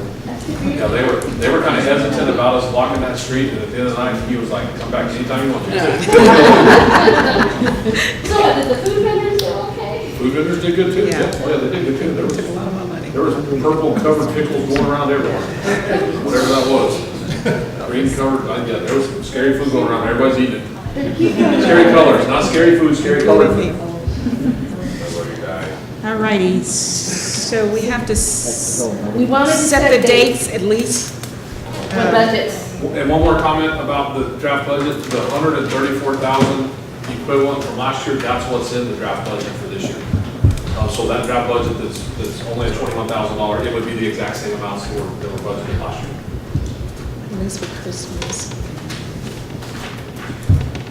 So the ones we really wanted to lock in today at least was Christmas budget, the date, Crystal, the 14th and 15th, right? Correct, it's the Friday and Saturday. And the same amount, 60,000 is what you wanted to request, Mr. Jackson? Yes, yes. And 60,000. it is the 14th and 15th. And 60,000. Yes, and the firefighter challenge is definitely September, It's October 12th, October 12th. and 10,000 was that one. Wait a minute. That's sort of, Yes, October 12th. it has to be, we locked it in a year ago. We're gonna figure it out. Yeah, we're gonna say October 12th right now. We've done that. That's a, I think they've already started promoting for that. Yeah, the challenge, 8/11 rodeo. 8/11 rodeo. I mean, Cleo, what, I mean, just to save time and introduce to make a motion to approve those dates and the funds that we have last year. If that's the case, Madam Mayor, I make a motion that we approve the dates that are listed and use the last year's budget at this year's. There's a motion on the table. May I have a second? All in favor? Motion carried unanimously. All righty, we're moving on to item L. Discussion regarding update on Moreno Street. This is just a discussion, so we don't need to entertain a Remember, before motion. you go into that one, you go back to the other action item that we have, which is the sewer project. Oh, we have an answer? Yes, I do. Okay. Which number is that? This letter is at item E. We need to entertain a motion on table. Motion to on table item E. Second. All in favor? Yes, sir. Okay, so the reason the asterisk was on there was because the contractor, when they calculated their total in the bid they submitted, the total didn't match the numbers that they had, so it was recalculated, and the final number was lower, and that was the number that was accepted. The contractor said that's fine, because they just added it correctly. Just to be sure, Teague, it's got, in these particular two columns, which are offset by the asterisk, it does show a corrected price, so that The that is total the at the figure. bottom is correct, yes. And then that would be, 231, and that number, 027. yeah, that number is consistent with what he put in his letter. So Yes. that- So the correction is basically off $49. Yes. Okay. Any further discussion or questions? And this again, we're only funding 55,000 in grants, the rest. 5,000, and it is in the proposed utility budget, Okay. the 55,000. Madam Mayor, I make a motion that we approve, what item is this? I make a motion that we approve the sanitary sewer improvement project funded through the 2018 CDBG program. There's a motion on the table. May I have a second, please? Second. All in favor? Motion carries. All righty. Moving back to L, just a discussion. Don't need an act, this is not an action item, so discuss, please. Madam Mayor, Council, this is one of the requests that was put on the agenda from the last meeting by council members. LME is working on a synopsis of what the cost would be to do that Reynolds Street project. This is the third time we've asked for the update on this. It's been on the agenda the first time. We talked about the second time he brought the map where they did the surveys and they showed the points and talked about the TxDOT system and how we didn't know if we could even get in the TxDOT system. So they're gonna go back and put some numbers together and bring back numbers so that you guys can make a decision based on numbers. So there's not, I mean, they did the surveying of the points, they brought the map in, they showed us the map, and talked about that they can build the curbs up higher, and talked about the overflow from the apartments and all the other issues that there are over there. So so Robert asked if you guys would put this off until the next, until he can finish that proposed, to get a complete overall look at what can be done and what it's gonna cost. And he also said that if any of the council members would like to go out there with him individually and look at what the issues are, he would be happy to do that as well. When's he gonna be in town? Whenever, he said he would figure out something to come down and if everybody, of course, it'd be better if everybody could try to do it the same day, and we could take up to 3 at once. I mean, you could take up to 3 at once without violating quorums. If you guys want to go out there and look at it, where he can show you, so that you actually see it and understand what's going on there. He said he'd be happy to come down and do that. So maybe before the next special meeting that we have, I'll see if he can come down that day. We'll try to set it up that day so everybody's coordinated for that day, if that's okay with the council. Sounds good. Okay. Moving on to item N, council request for maintenance schedule for all new equipment. Okay. Item M, you said one. I'm sorry, did I skip? Item M, council request to clean out floodwater drainage. Yes, sir. Okay, and that was another request that was to be put on there for the council. I don't know what that request means, so this is our time to discuss it. The ones that are on the 1581 and the one that goes down by Paisa's. The 1581 was done last week, or week before last. The other one, which was in one? The one that runs on the back where it floods back there where by Paisa's Street is at. That, right there by where, across the street from Brothers, that drainage right there. Okay, I will look at that one. I know the one on 1581, it was done, well, I'm sure it was last week or the week before. I think it was last week. It is. That's 1581. That is 1581. Yeah, 1581, but the trees that are growing in there and stuff. Oh, yeah, There's a lot of The trees. trees There's that are growing a lot in of there. trees that are growing in there. In 1581? Yeah, the one by the sports complex down there that runs all there. Okay, sure, so. I guess what she's trying to say is between Puente and Soto Street. Where, yeah. Yeah. So we got there's a couple of issues with that. One, we can't spray it, because there's fish in it. And so it's a whole different deal. We actually, I asked for some information to look at, in that portion in particular, to look at going in and concrete lining it. Yeah, that's To see what it would cost us to concrete line that portion of it, because that part does get really overgrown.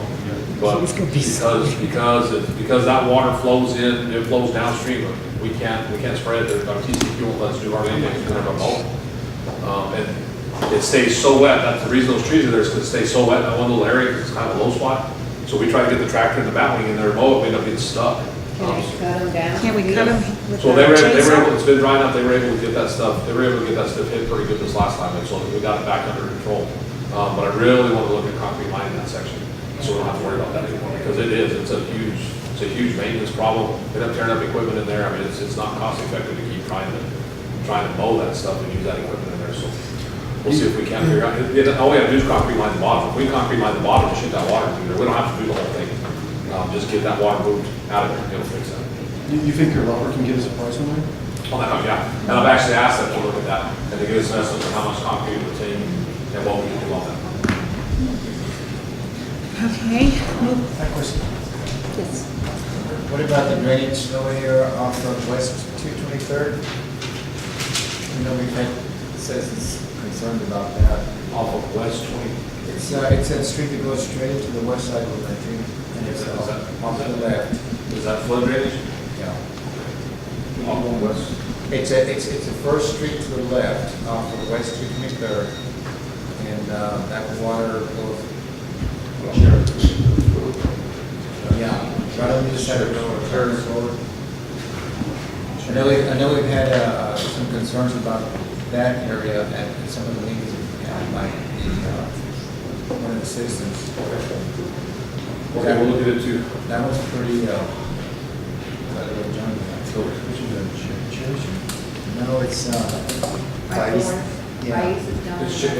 That's chairs. Okay, maybe, Okay, got it. Anything else on floodwater? Okay. Moving on to council request for maintenance schedule for all new equipment.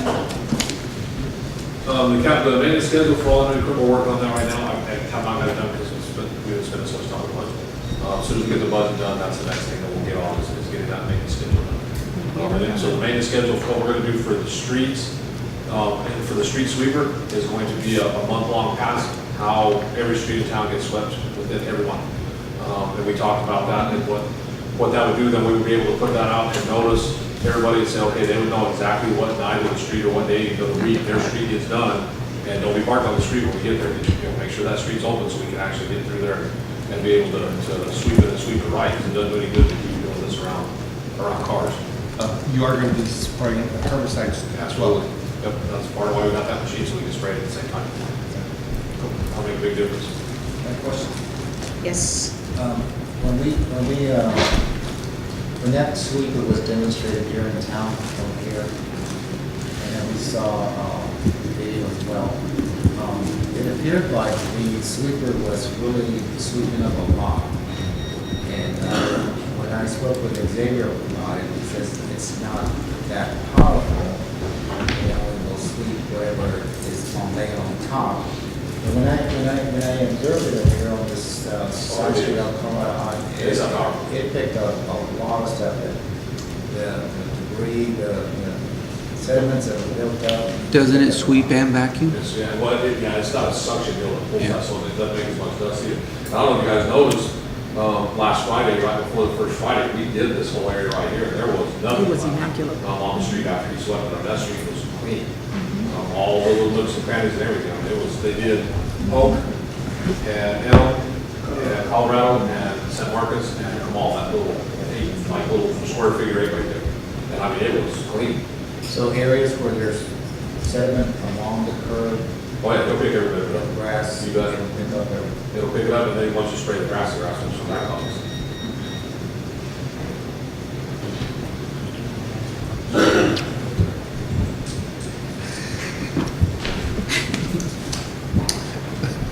Okay, we're moving on to discussion on regarding street priorities. Again, that was requested by council, I don't know what meant I think, Street maintenance priorities or what? yeah, to see if we could get like a list of what the worst streets were, you know, and kind of see, Makes sense. It makes sense. yeah. Yeah. So we have the assessment that was done in 2016 that ranked all of them. Of course, that was 2 years ago and based on different truck traffic, whatever, it's changed. The scores are going to change on the street. So are we talking about an update to that, or are you just talking about, tell us what the 10 worst streets in town? Update to that. Yeah, an update.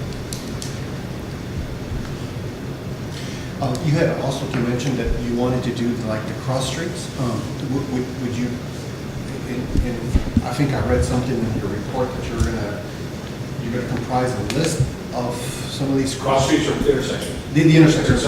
The intersections. Yeah, we've got a list of about 35, we'll put that list together, give you that list as well. We're still trying to figure out a total cost and how many we can get done this year with what we have left. We're still gonna get some done for you. Would we be able to give you an input of where, I mean, like one section, one that I know of, I mean, big time, it's even worse than Willow Street, it's right there on Willow Street and San Antonio Street, I believe, where Councilman Woman Hernandez lives.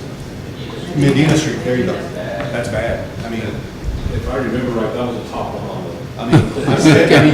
You think Moreno Street is bad? No, if I remember right, the list we put together, I think that was the top one on that list. Once we get the list compromised, we'll make this an item on one of the special meetings that we have. Because even like if it's a tax rate here or whatever, we can put items on the agenda. So we know we have so many meetings coming up this month, and we'll put it on there, we'll talk about it before we actually select which one we're gonna do. You bet.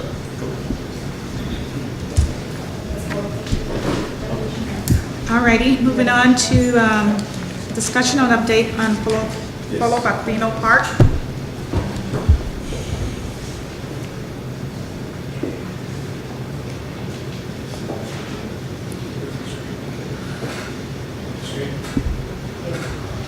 Okay, so one of the things that you guys asked for was an update on what was going on at Polo Bacino Park, so I'm going to try to give you a quick synopsis of where we're at. The completion of the bid process, the bids are out, and it will be completed on August 30th. Once those bids are in, then it'll come before council. So I'm anticipating that we will have an opportunity for you guys to review them and accept one of the bids at the meeting in September. And then, of course, we talked about that, get 60-day lead time, but sometimes it doesn't take that long. Now, of course, this is on everything but the skate park. The skate park, the 60-day lead time begins this next week. I did reach out to them and ask them where they were at with that, and they said the crew to build the pad would be here within the 60-day lead time. So we should see construction starting on that concrete pad. They should show up any day now to get started on the concrete pad.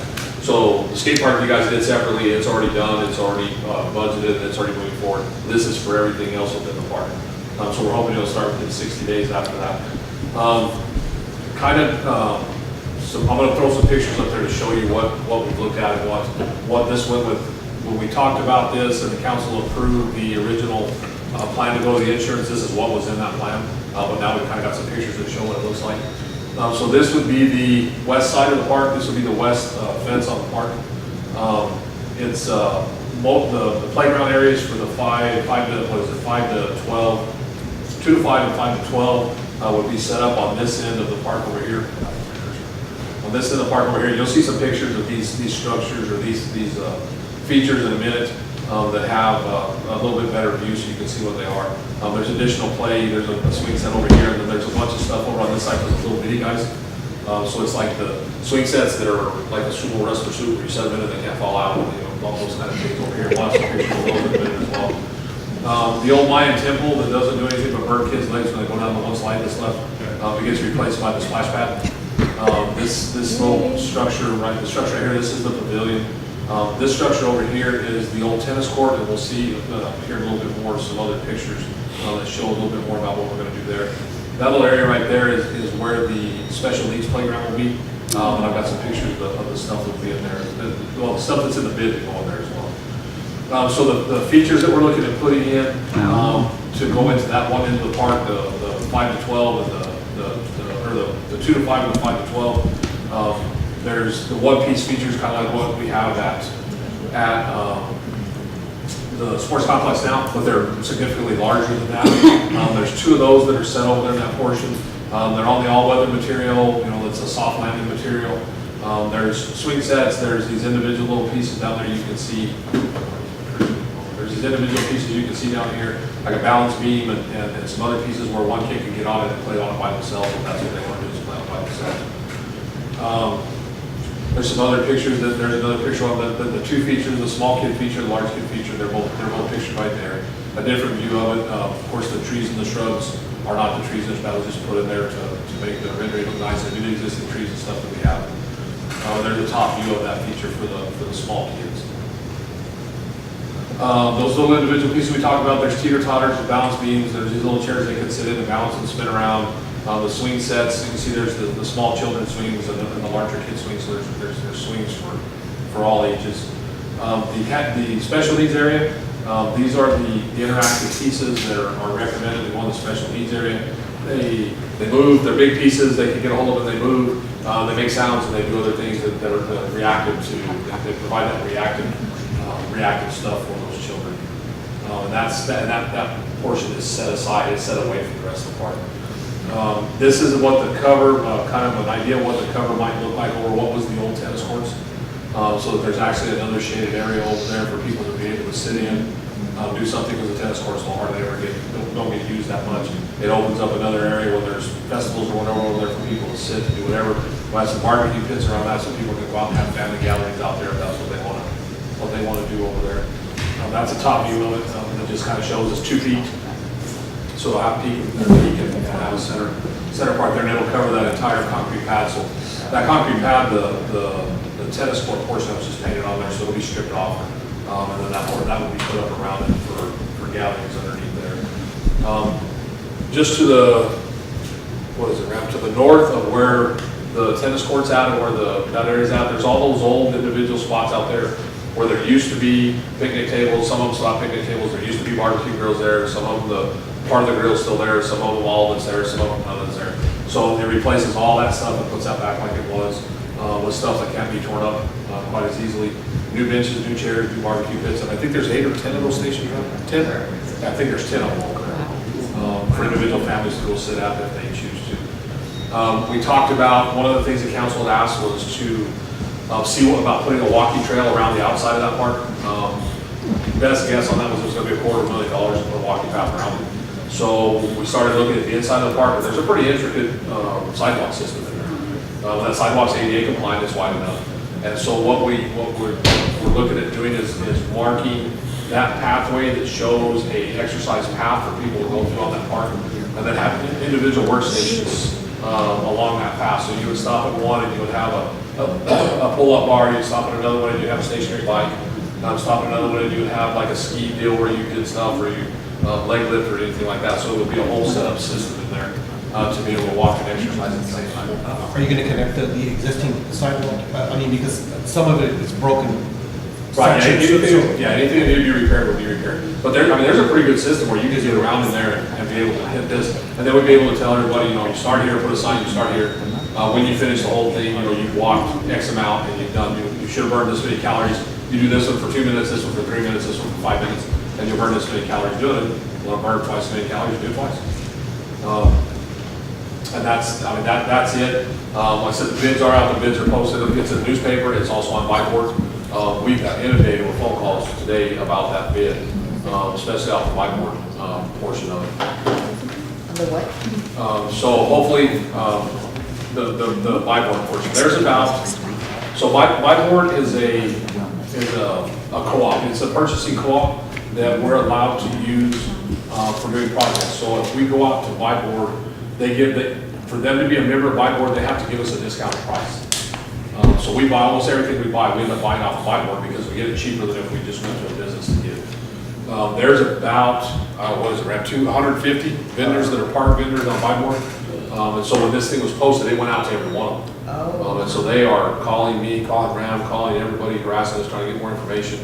So I think we're going to see a pretty large response to this. So hopefully, like I said, it closes on the 30th at 9 o'clock in the morning. So we should have a packet to give you guys with the recommendation at the September council meeting. And then 30 to 60 days after the rest of it. I mean, by that time, the skate park's going to be going. By the time the skate park's done, this stuff will be going. It'll be steady progress all the way through. People will see steady progress on that getting finished.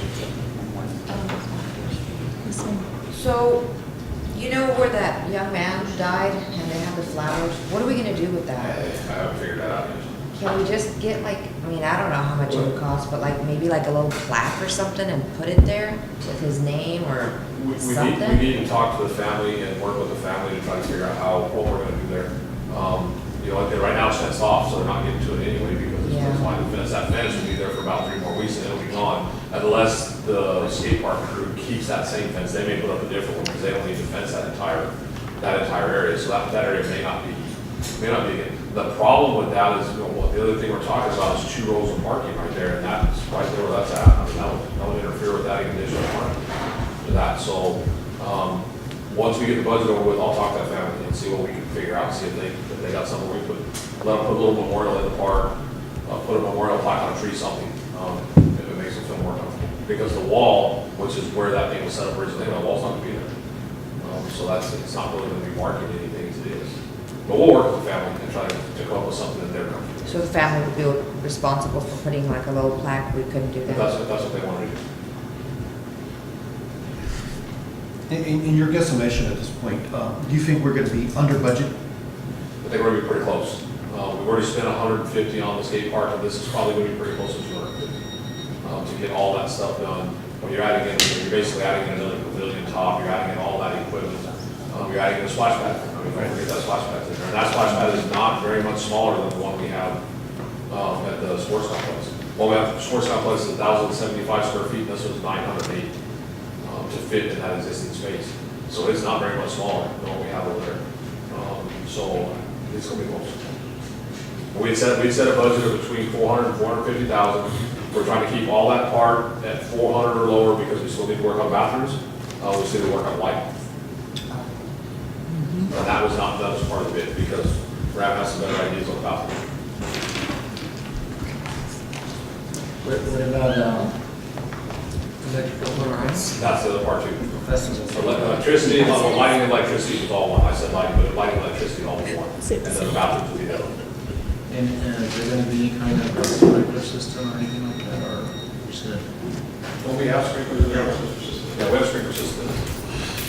Of course, when we add, where we add the kids' playground and stuff on that west end, that's gonna change, it's gonna change the way that looks over there a little bit. It's gonna take out some grass and stuff, do some other stuff too, so we'll probably have to make a few minor changes to the sprinkler system, but.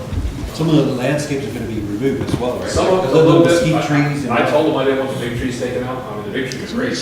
No, the mesquite trees. No, but there's some smaller stuff. in there that probably- Oh, you want? There's some bigger, yeah, there's some smaller stuff in there that'll probably change. Those sycamore trees that are there, do they still got good life on them? Because sycamore doesn't do.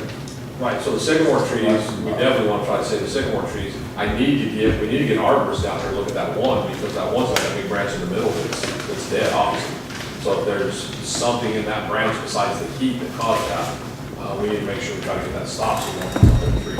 And in time, it'll fill itself back up in the middle, I mean, that's not, especially as big as that tree is, because those things grow fast. Was the city paid for the shrubbery? Oh, there goes. Yes, we were. That was part of the insurance claim. Trees that died, we got reimbursed for trees and shrubs. And grass, and sprinkler system. That burned up around that building too. It was all part of the insurance claim. Okay, moving on to Q, discussion regarding update on Willow Street. Okay, so the project on Willow Street, those manholes, that I got a text message about, there's 3 manholes that are scattered over there, they'll be paid this week.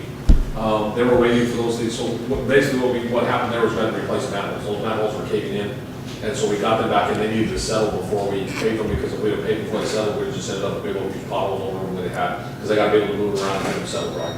So they've been there long enough that they're pretty comfortable, they're not gonna move, so those will be paid this week. We're hoping no more than 2 more weeks to get Willow Street completely finished. The problem that we ran into over there was we were doing the contractor was doing the gas lines and not the gas lines, the connections to the houses. They weren't able to go in there and dig with the equipment, they had to do all stuff by hand. And so it kind of set us back a little bit on time to be able to get all that done, because almost every one of those taps off the gas line, they ended up digging out the thing by hand. So we're hoping 2 weeks, everything on there's completed. Okay. So what was the delay then? What was the delay the last months? There was a hand digging of the gas line. There was no work out there. There was no. Nobody working out there. So he was waiting for it to settle, and then, The guys that were working with it, they were working on the taps on the gas line. There was days that they weren't there during the day, either day or something. I mean, I don't know how it went there. But I know that's, I mean, they had to do every one of those by hand. So that took quite a bit more time than what they expected. So within 2 weeks, it should be. Yeah, that's what I was told today was 2 weeks it should be done. Is it Lone Star? Who's gonna pay it? I'm assuming, yeah, I mean, because that's a contractor that everything else I'm sure is. Are they gonna bill it as well? Because, I mean, it's like pretty bad. Yeah, no, it'll all be completely redone before it goes back down. It's not pretty bad, it's really bad. Yeah. That street's torn up. Yeah, pretty bad. So it'll all get recompacted, regraded, and then, yeah. managers report.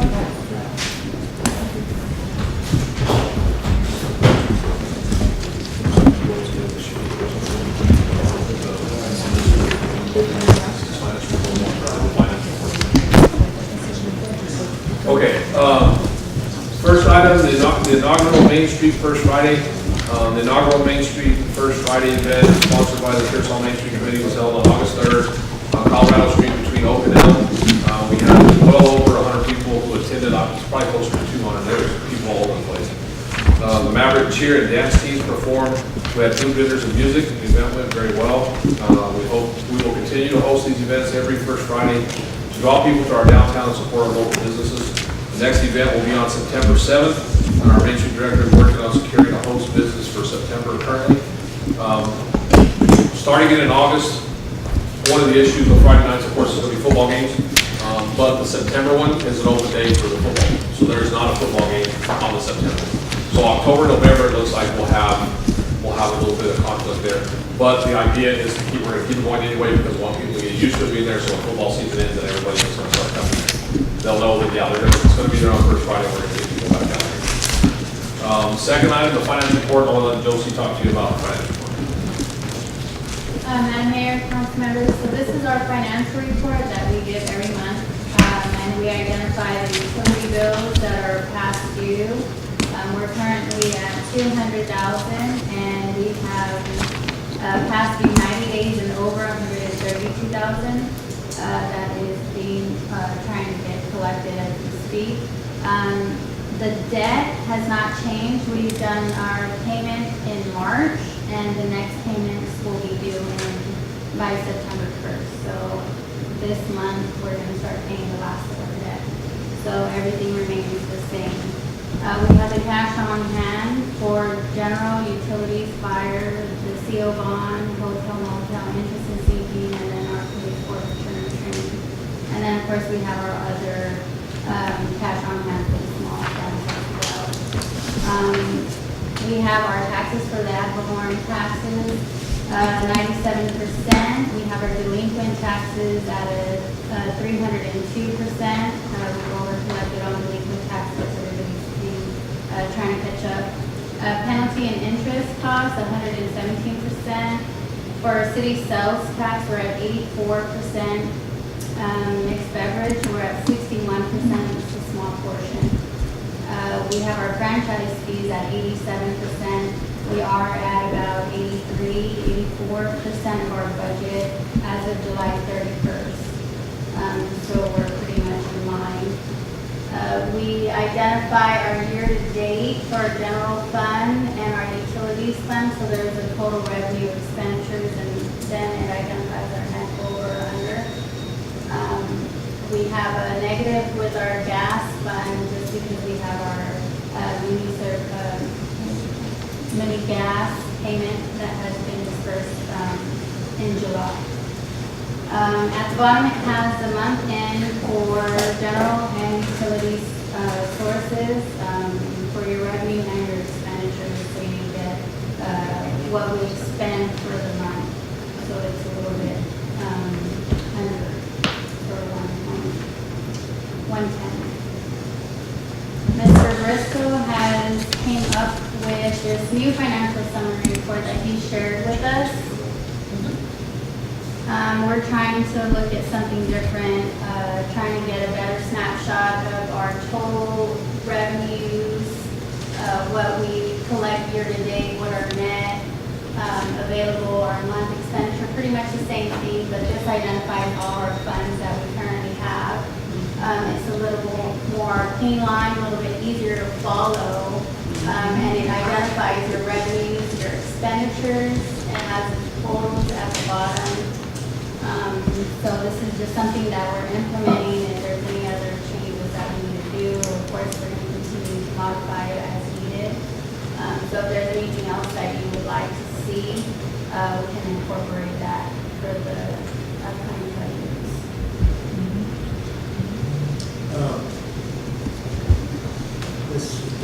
I'm thinking about what we talked about a couple of meetings ago, that the funds for streets were made available in June. It was a comment, I'm not sure if that's the case, but my question is, how can we know as a council when revenues are actually actualized, and at what point are the departments actually able to spend some of those monies? What is it allotted to the departments and so forth? Right, so this report you get every month on that cash on deposit, it's going to tell you what we have in general. It tells you exactly what we have. And that's a snapshot for the entire year in that part of the budget. That tells you what we have in general. But it's not by departments. No, it's not by departments. And I did make the comment that there was not money available for streets. What I made the comment for was there was not money available for the large line items that we had in every department. It wasn't just streets that were spent, that we said we couldn't spend these extra large chunks of money. Those line items in the streets are so significantly larger. A $90,000 line item in the streets versus a $2,000 line item in the police department. Those are the ones that we have to be careful. because we have to make sure that we hit those total revenues. We're gonna hit those total revenues before the end of the year, because if we let every department spend 100% of their budget and we don't hit 100% of the revenue, then we're gonna be in trouble. So there are certain things in every department that we have to pay for regardless of whether we get revenue or not, and that's gonna be salaries, it's gonna be utilities, it's gonna be all those things. We know we're gonna have to pay those all the way through the course of the year, and we know how much of the budget that's gonna be done. There's not really any departments that have those large line items like what we have in the bottom of that budget for streets, that we hold off on to make sure that we hit our revenues. We could have spent that at the start of the year, and then if we came in $300,000 short on revenues on something we projected, at the end of the year, we're either turning the power off or we're getting rid of employees because we can't afford to pay them. Because we're not supposed to go negative before the budget's over. So there's not a point where a department, right, to where there's not a point where it's like, okay, the street department's been fully funded for this year, or the PD's been fully funded. It's all those items that are not mandatory to be spent. It's items, it's salaries, it's insurance, it's FICA, it's all those things that are not mandatory to be spent. That's what we hold off on until the end of the year. We just got through allowing Ram to do some things in the Parks Department that we held off on all year. We told them, we gotta wait till we make sure we get the revenue before we do it. And it's in every department that we hold that stuff off until the end of the year, so we make sure that we're gonna have enough money. And this is the first year we've had enough. First year since I've been here, we've got enough. So coming into the first year, it'd be $500,000 short, and then the second year be short, scared to death to spend money that we don't have. Be a little bit easier next year because we know now a little bit better about where those revenues are gonna be, but even this year, we saw those sales taxes do this, where 1 month they're 50,000 above what they were the year before, the next month they're 80,000 below. And it makes it very scary to make sure, that's the difference when you have sales tax as one of your primary revenues. At the school, when it's property tax, you know what you're gonna have. You have a very good idea what you're gonna have. We know a very good idea what we're gonna get in that property tax every year, the sales tax. 2015 when I got here, we didn't have a problem with property tax, it was sales taxes we were $1.5 million short. And so depending on that sales tax revenue as a base part of our budget, we have to be very careful.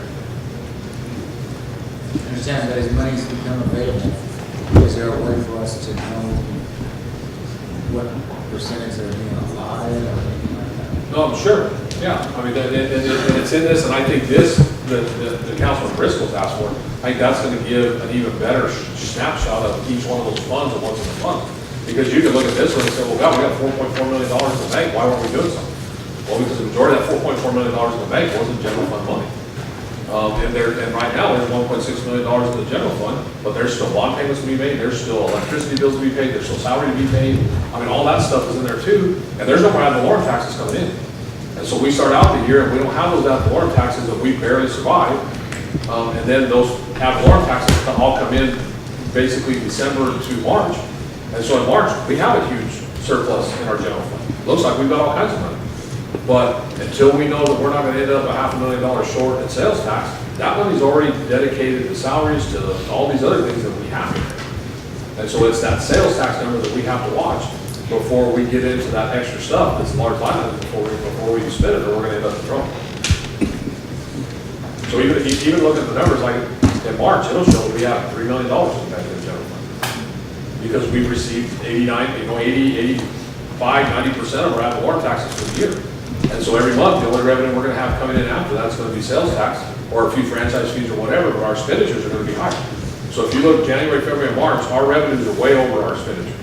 But when you start falling off, then all of a sudden those revenues become way larger than our expenditures because we front loaded with the property tax. And so we have to be careful on the sales tax. You don't break down the supplies and stuff on a monthly basis for the employees to spend? I mean, like on a monthly base or quarterly base? So like if they have $1,200 for something, give them $100 each month? No. Because some of the supplies they may need, some of for instance, insurance, it's just like insurance. The insurance, that payment, we're gonna be 0% expended or 100% expended. Contracts, we're gonna be 0% or 50% or 100%, so it kind of depends on when the payments are due. And that's some of the other stuff we have. TML insurance that's due at the front, other things that are due at the front, those things we have to pay. So we'll go through periods where we might tell, matter of fact, they got an email right now saying, okay, we're not, don't ask us to spend any money right now because we're going to try to get through it and get these other things done. But the first year I was here, we were $1.5 million short, we didn't do anything. We got into the second year, we tried to catch up a little bit, because supplies hadn't been bought, none of that stuff had been bought. So we allowed them to spend some extra at the front because they haven't been able to for about a year. So we saw more spending at the front, less spending at the end, and so it's kind of starting to normalize now. Last year, the last 2.5 months, we didn't spend a whole lot of supplies or anything like that because we were trying to make sure we made it to the end of the year. So then you get into October, and they haven't been able to buy whatever supplies they need, or we haven't been able to buy cleaning supplies or whatever for 3 months. And in October, you're going to spend a little bit more than 1 month's portion to do it. But what we do is we watch that budget every month. At the end of the month, she prints me out a budget that has a percentage in it. And that it says, okay, the total budget was this amount. This is the amount that's been spent this year. Here's the percentage of what's been spent. And at any point, if that percentage gets above the percentage that should have been spent, so after 3 months, we're 25% of the budget because we made it through 1 quarter. If they're over 25% of the line item, we don't want to buy that line item at that time. On those things that we know we have to buy. So wait, you're going to have to figure out something else because you're already over budget. We're not going to end up over budget at the end of the year. Because just like this year, invariably with the utilities, almost every one of our departments is over on utilities because utility costs went up. And we didn't budget enough, so then we end up having to transfer within their department to be able to cover those costs. And so no, we don't tell them, okay, you got $1,200 for this year, you can't spend more than $100 this month. Because it would be, so okay, we'll buy 2 weeks of paper, or 2 boxes of paper this month, 2 boxes of paper next month, and 2 boxes of paper the month after that. Instead, it's like, okay, buy 6 boxes of paper, we're not gonna mess with it again for another quarter. And we're not wasting the time reordering it all the time. So we have a pretty good idea what gets us through when it comes to supplies. And so we just kind of try to limit the amount of time we spend ordering and get what we need that's gonna last us a little bit, that keeps within the budget. The departments do have supplies when they start in October. Yeah, well, 2 years ago they didn't, 2 years ago they didn't have anything. After we were $1.5 million short, they didn't have anything, because they hadn't bought anything forever. Review of bills. Okay, wait a minute, no, that was part 2. The Civic Center renovation, the renovation at the Pearsall Convention Civic Center is about 99% complete. We've begun renting it out again, and it's available for all city-sponsored events. There's still a couple of very small items that have been back ordered, especially for the little office that's in there, and they're supposed to arrive around the 20th of this month, and then that part should be done. The bank teller type window, they have problems getting on time. The TCMA City Council of the Year Award, the 2017 City Council will be in the spotlight at the TML Annual Conference in Fort Worth on October 10th at 2 p.m. as they host a concurrent session titled Reinventing a South Texas City. During this session, 2017 council members will discuss things that happened in Pearsall during 2017 that led to the council winning the annual award. So you guys are the very first session listed in the whole agenda. So you better put your game face on because there's going to be a lot of people showing. The 2019 budget, with the draft budget that was accepted for filing tonight, we'll begin the workshops and hearings necessary to complete the budgeting process. We kind of talked about a lot of this. We finally received our tax rate calculation from the tax auditor today, so that'll help us in finalizing another portion of that document. We still need for the council to make a decision on medical insurance, and we can't make that until we have the EMS contract decision, which is looming over us. We did a joint work session between the City of Pearsall City Council, Frio County Commission, and the City of Dilley City Council on September 5th at 6 p.m. at the library to open the bids. They've requested and discussed this issue. Road work, we're continuing to compile our list of intersections within the city to be considered for reconstruction during the month of September, the intersections during the month of September. Flags on Main Street, our right-of-way maintenance crew under RAM will be working on reestablishing our flag holders along Main Street beginning this week. I think we all saw how poorly the old ones worked on July 4th. As staff and citizens spent most of the day fixing flags that had fallen over. Crew will be placing holders along Oak from Kamal to Brussels and along Colorado and San Marcos from Ash to Elm Street. We're hoping to have them done in time for Labor Day, so everything works on Labor Day. Hot payment audits, community services have begun the audit process for certain hotels in the City of Pearsall related to payments made to the city of hot taxes for the last 5 years. We kicked off the audit process with a meeting with community services and city staff, wherein we discussed their recommendations for initial audits. After the initial meeting, we narrowed the first round down to 6 hotels to be audited in the immediate future. Most of those based on exemption claims that I told you about earlier. The audits will kick off within the next month. The City Hall Annex building, I'm gonna ask Craig to, you have handouts? Okay, if you'll do this while I'm talking. L&B has given us an initial concept floor plan that has been drafted up for consideration for the City Hall Annex building. And Craig's gonna pass that out right now. This is simply a concept idea for what that building could be and will be set to be discussed at a future meeting. So while we're talking about this, we're passing it out, I want to talk about some of the comments that I've heard since the last meeting and obviously confusion that I heard from the City Council at the last meeting. I want to again clarify some of the information about the insurance claim. We do not have the money in city possession for the annex building. The only way we receive the $1.2 million in additional funds is to construct the annex building. We initially received just over $1 million from the insurance on the claim. Of that $1.15 million, a little over $272,000 was earmarked for demolition of the old neighborhood center, and slightly over $100,000 of that was to replace equipment that we lost in the building. That left about $775,000 that the city could do whatever it wanted with, and $1.2 million in unpaid depreciation that we could not recover unless we rebuilt the exact same building. Staff worked extremely hard on an outside-of-the-box plan to be able to recover that depreciation while meeting the requirements of TML and providing more for the citizens of Pearsall. That plan was unanimously approved by the council, and we worked very hard to get TML to agree to it. In the end, they did. The first of its kind ever, something nobody else had ever tried to do before. One plan that met all the previous uses of the neighborhood center and allowed the citizens of Pearsall to recover the $1.2 million that would have been left on the table. Nothing in that plan was set as a priority over anything else in the plan.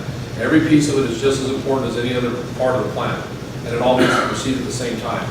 I heard comments from people about using the money to build roads. The money dedicated to the annex building cannot be spent on anything else because we do not have it and we will not get it unless and until that building is built. That's the plan we presented to TML. That's the plan that TML approved. Now, I want to say one other thing because this is, I mean, in all fairness, this is an option to the council. There was $775,000 that was given to the council for that building. If the council wants to do something different with that money, you can do that. You can go back and vote to change what you did. You can spend that, well, you've already got 450 of it earmarked for the park, so you can take the rest of it, you can build roads. And that $1.2 million will be left on the table, we will never get it. Because that's the only way we get it is to follow the plan that we presented to TML, which was to build an annex building. And it was a plan that built it right across, right where it's at, just like everything that we've been doing ever since then. So that is still an option that is available to you if that's something that you guys are interested in. And then the last thing I have, annexation was hand-delivered to staff on August 7th by our police chief, Peter Salinas. So there'll be no questions about proper service. And that's everything I have. Alrighty, we're moving on to review of bills. Mr. Jackson, did you want to do that video or not? Oh, I got one more thing. Sorry, Ram. One more thing. So you guys got a flyer in your email about the summer rec end of summer bash. Yes. And we had a very, very, very, very, very, very successful event over there. And we have a little video. Oh, is that thing hooked up to the internet or something? It's on the thumb drive as well. Yes. It's in the folder called Video, Parks and Rec Video.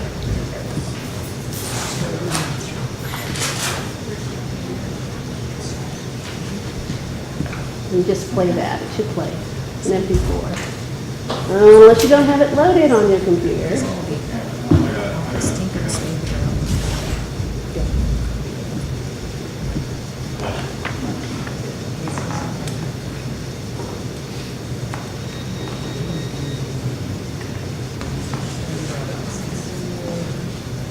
Yeah, there it is.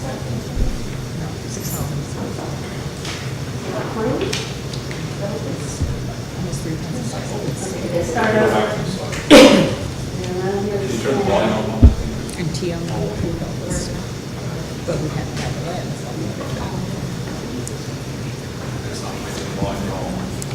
We're not going to be able to hear it, you'll be able to see it. Oh, that's not fair.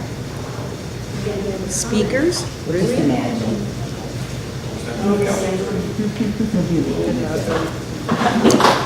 So you can play your own song you want to listen to in your head.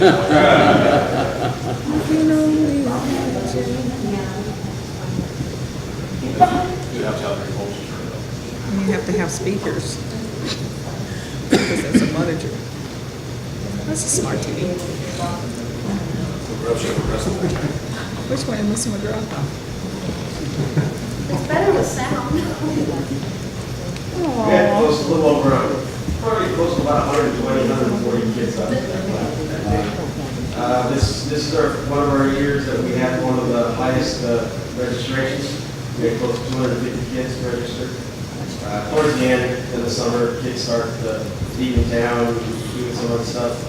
So our attendance went down a little bit. This is the first time we've ever had a end of the year party for them here in Pearsall.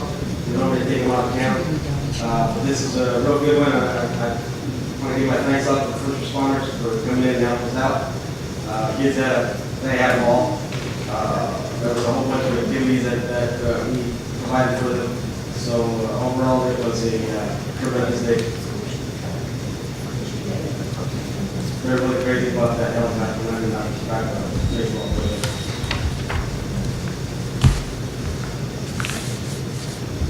So our sponsors, they went right then.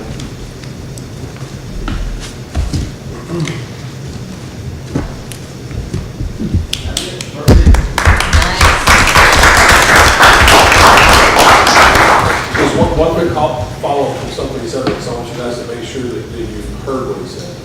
They had a total registration of 250 this year, and there was one day there was 248 showed up, 248 that showed up.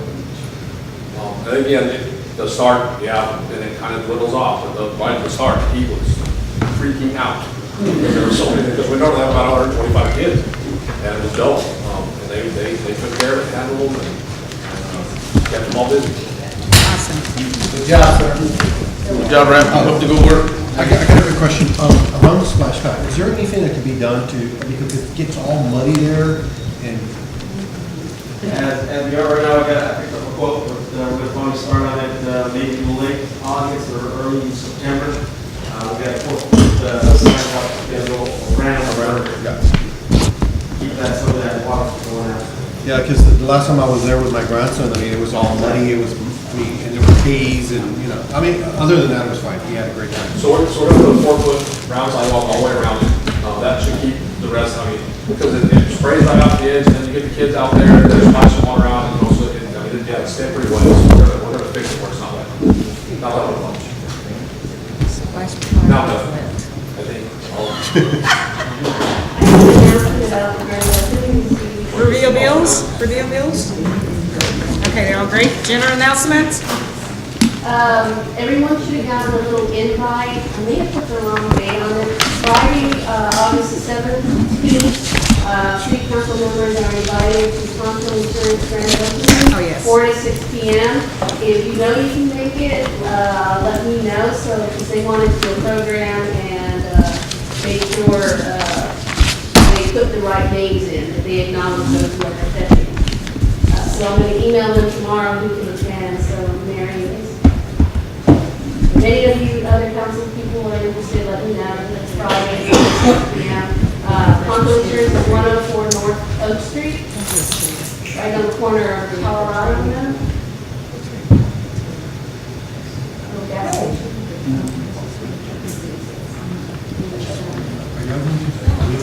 Madam Mayor, I make a motion to adjourn. Motion to adjourn.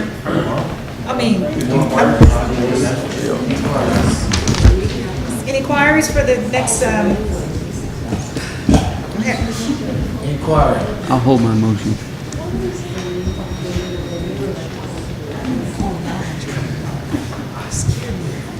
Ready?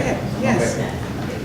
Well, last year we had our first council retreat, and it was very beneficial for all of us to kind of focus in on things, and I believe we need to look at refocusing again on big picture, our goals and such, and kind of evaluate things. And Rules of engagement. make sure we all understand where we've been, kind of where we want to go. We're planning on putting that on the September. Okay. Now, we'll be pretty close to done with the budget by then, and we won't have so many meetings scheduled. All right. Last time we did a retreat, they hour retreat. So it takes some time. Yeah, they have newly elected this one. So it's going to be in the agenda. You need two other Councilman to agree? I agree with that. Okay. Okay. Anything else for the agenda? Motion to Place on the adjourn. agenda? No? Okay, motion to adjourn. A different color shirt, please. Motion to adjourn, please. Yeah, there's a motion. Okay, there's a motion. Second? Good night. Second.